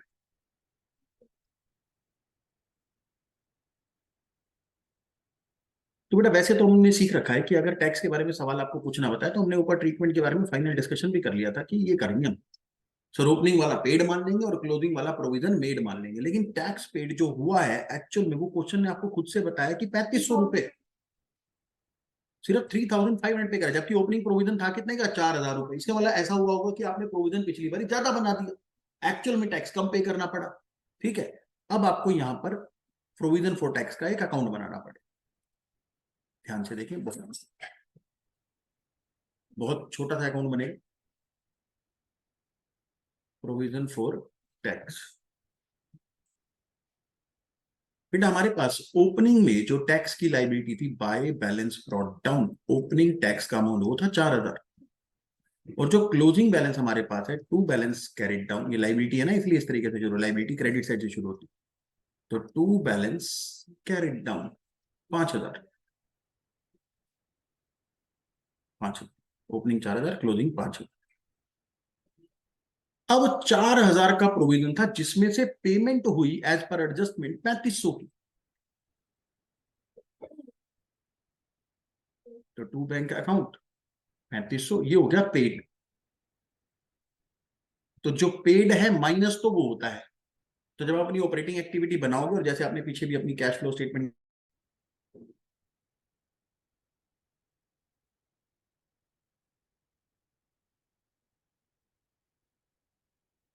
हाँ जी, तो बेटा हम ये बात कर रहे थे कि जो टैक्सेस पेड हैं वो आप लास्ट में जो माइनस करते हो, तो वो टैक्स पेड का अमाउंट फिलहाल आपके क्वेश्चन के अंदर 3500 आ रहा है। हमें 3500 माइनस हाँ, आपको 4000 माइनस नहीं करना, आपको 3500 माइनस करना है, क्योंकि आपने 4000 में से पे ही सिर्फ 3500 की है। अब यहां पर जो आपका बैलेंसिंग फिगर आता है कि आपने प्रोविजन बनाया कितना है। देखो अगर ऐसा होता कि क्वेश्चन मुझे कुछ ना बताता तो मैं ये मान के चलता हूँ कि आपने पूरा का पूरा 4000 पे कर दिया, तो क्या होता पूरा का फिर यहाँ पर जो बैलेंसिंग फिगर आता है वो 5000 आता, और मैं बोलता कि इतने का मैंने नया प्रोविजन बनाया है by profit and loss account, ये हो जाता प्रोविजन मेड। तो एक होता है मेड और एक होता है पेड, तो जो आपने बनाया है अपने प्रॉफिट एंड लॉस में से घटाया उसको तो हम एड बैक कर देते हैं, और जो एक्चुअल में पे होता है उसको हम अपनी ऑपरेटिंग एक्टिविटी में माइनस कर देते हैं। तो जो मैंने पहले सिखाया था वही का वही ट्रीटमेंट चलता, 4000 माइनस और 5000 ऐड, यही का यही ट्रीटमेंट चलता। लेकिन इस सवाल के अंदर क्वेश्चन ने क्या 4000 का टैक्स पे करा है? नो सर, जो पे हुआ है वो तो सिर्फ 3500 हुआ है, तो ये यहां से हटाना पड़ेगा 4000, जिसकी वजह से यहाँ का जो बैलेंसिंग फिगर है वो 5000 की जगह 500 रुपए कम आएगा। तो जो प्रोविजन मेड है वो 5000 नहीं है, वो 4500 है। तो अब आप क्या करोगे, जब अपनी ऑपरेटिंग एक्टिविटी बनाओगे उसमें जब आप प्रोविजन फॉर टैक्स ऐड करते हो, जैसे आपने यहां पर ऐड किया है, वहां पर ऐड होगा 4500, और जो आपने टैक्स पे किया है, जो आप यहाँ पर माइनस करते हो, वो होगा 35। तो टैक्स पेड का अमाउंट लास्ट में और प्रोविजन मेड का अमाउंट यहाँ पर, प्रोविजन फॉर टैक्स जो आपने बनाया है वो 4500 है और जो पे हुआ है वो 3500 है। तो ये आपका एक फ्लो हो गया, ये आपका दूसरा फ्लो हो गया ऑपरेटिंग एक्टिविटी। तो ये तो गया प्रोविजन फॉर टैक्स के लिए। सिमिलरली आप जरा डिविडेंड को भी समझिए। डिविडेंड के बारे में भी हमने सेम बात करी थी कि ओपनिंग वाला डिविडेंड हम पे कर देंगे तो फाइनेंसिंग एक्टिविटी में नेगेटिव आइटम बनेगी, और जो क्लोजिंग वाला डिविडेंड है वो आपने प्रपोज किया होगा वो हम ऑपरेटिंग एक्टिविटी में ऐड कर देंगे क्योंकि आपने प्रॉफिट में से माइनस किया होगा। लेकिन सवाल क्या बता रहा है, ध्यान से देखो। 2000 रुपीज पे हाँ जी, इधर देखो, ओपनिंग 2021 और 2022 है ना, 2021 2022। 2021 वाला डिविडेंड था कितने रुपए का, 4200 रुपए का, ठीक है जी। और 2022 वाला जो डिविडेंड है वो है 5000 रुपए का। अब मेरी बात सुनो, हमने ये डिसाइड किया है कि अगर क्वेश्चन कुछ भी ना बताए तो हम ये मान के चलेंगे कि ये तो हो गया पे। प्रपोज डिविडेंड ना। हाँ जी, 42 और 500 5000। तो जो ओपनिंग वाला डिविडेंड होता है बेटा, ये तो हम मान लेते हैं पेड, ठीक है जी। और जो क्लोजिंग वाला है ये आपका हो जाता है प्रपोज्ड। तो अगर प्रपोज हुआ है तो हम ऑपरेटिंग में जाके ऐड कर देते हैं, ऑपरेटिंग एक्टिविटी में ऐड कर देते हैं क्योंकि पीएनएल में से माइनस किया होगा प्रपोज करने के लिए। और अगर पे किया है तो आपकी फाइनेंसिंग एक्टिविटी में जाकर के हम इसको माइनस कर देते हैं क्योंकि एक्चुअल में पेमेंट हुई है। इतनी कहानी तो हमने पहले डिस्कस कर ली थी, लिखा भी यही का यही था। ये देखो 5200 जो है वो फाइनेंसिंग में जाके माइनस हो जाएगा और 5000 ऑपरेटिंग में जाके ऐड हो जाएगा। ये बातें पहले डिस्कस हो चुकी है, पिछली क्लास में भी डिस्कस हुई थी। नया क्या है सर, नया ये है बेटा, बी पॉइंट पढ़ो। बी पॉइंट में क्वेश्चन आपको कह रहा है interim dividend of 2000 has been paid in 22। इस साल के दौरान, साल के दौरान, ये तो ओपनिंग फिगर थी, ये क्लोजिंग फिगर है, लेकिन साल के दौरान भी कुछ हुआ है। साल के दौरान 2000 रुपए का डिविडेंड इंटरिम पे किया है, यानी कि जो टोटल एक्चुअल पेमेंट हुई है, ओपनिंग वाले 4200 भी दिए हैं और करंट ईयर के अंदर इंटरिम डिविडेंड 2000 का और दिया है, 200 पे किए। यानी कि जो पेमेंट हुई है वो 6200 की हुई। लेकिन पेमेंट करने से पहले डिविडेंड प्रपोज भी करना पड़ता है, तो ये 2000 का डिविडेंड साल के दौरान प्रपोज भी हुआ है। Interim dividend proposed and paid दोनों चीजें एक साथ होता है। हाँ जी, यानी कि जब आप ऑपरेटिंग में ऐड करने के लिए जाओगे तो सिर्फ 5000 नहीं करोगे, 7000 करोगे, और जब फाइनेंसिंग में से माइनस करने के लिए जाओगे तो 6000 4200 नहीं करोगे, 6200। तो 2000 का जो इंटरिम डिविडेंड है, इंटरिम डिविडेंड, इसकी दो एंट्री एक साथ होती हैं, एक प्रपोजल की, दूसरी पेमेंट की। प्रपोज की एंट्री होती है बेटा, प्रपोजल की एंट्री होती है पीएनएल अकाउंट डेबिट, फिर प्रॉफिट कम हो जाता है और हम एक प्रपोज्ड डिविडेंड की लायबिलिटी बना लेते हैं। और फिर जब पेमेंट होती है तो एंट्री होती है proposed dividend debit to bank. तो जो ओपनिंग वाला डिविडेंड है वो प्रपोज तो पिछले साल ही हो गया था, पे इस साल हुआ है, तो proposed dividend account debit to bank, तो ओपनिंग वाला तो पे होएगा ही होएगा। और जो क्लोजिंग वाला 5000 वाला डिविडेंड है, ये इस साल प्रपोज तो हुआ है लेकिन पे नहीं हुआ, सिर्फ प्रपोज होएगा। लेकिन ये जो 2000 है बेटा, ये प्रपोज भी होंगे और पे भी होंगे, इसीलिए जो प्रपोजल की एंट्री है वो 7200 से होगी, 7000 रुपए से होगी, और जो पेमेंट की एंट्री है वो 6200 रुपए से होगी। समझ में आती है बात? तो ये नई बात है इसके अंदर इंटरिम डिविडेंड की, बाकी सब कुछ पुराने वाला है। ये कैश फ्लो स्टेटमेंट आप बेटा पूरे मन लगा करके, बड़ी मेहनत से, बिना जी चुराए घर पे करोगे,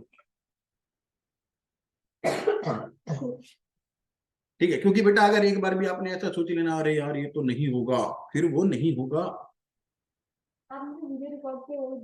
उसको करने का फिर और कोई तरीका नहीं बचेगा तुम्हारे पास। एक सुनो, आपको वीडियो भेज दीजिए। आकांक्षा क्या बोल रहे हो? सो सब आप वाले लेक्चर का और इस लेक्चर का पीडीएफ भेज दीजिए जब तक वीडियो अपलोड नहीं होती। हाँ, वीडियो में शेयर कर दे कंबाइंड।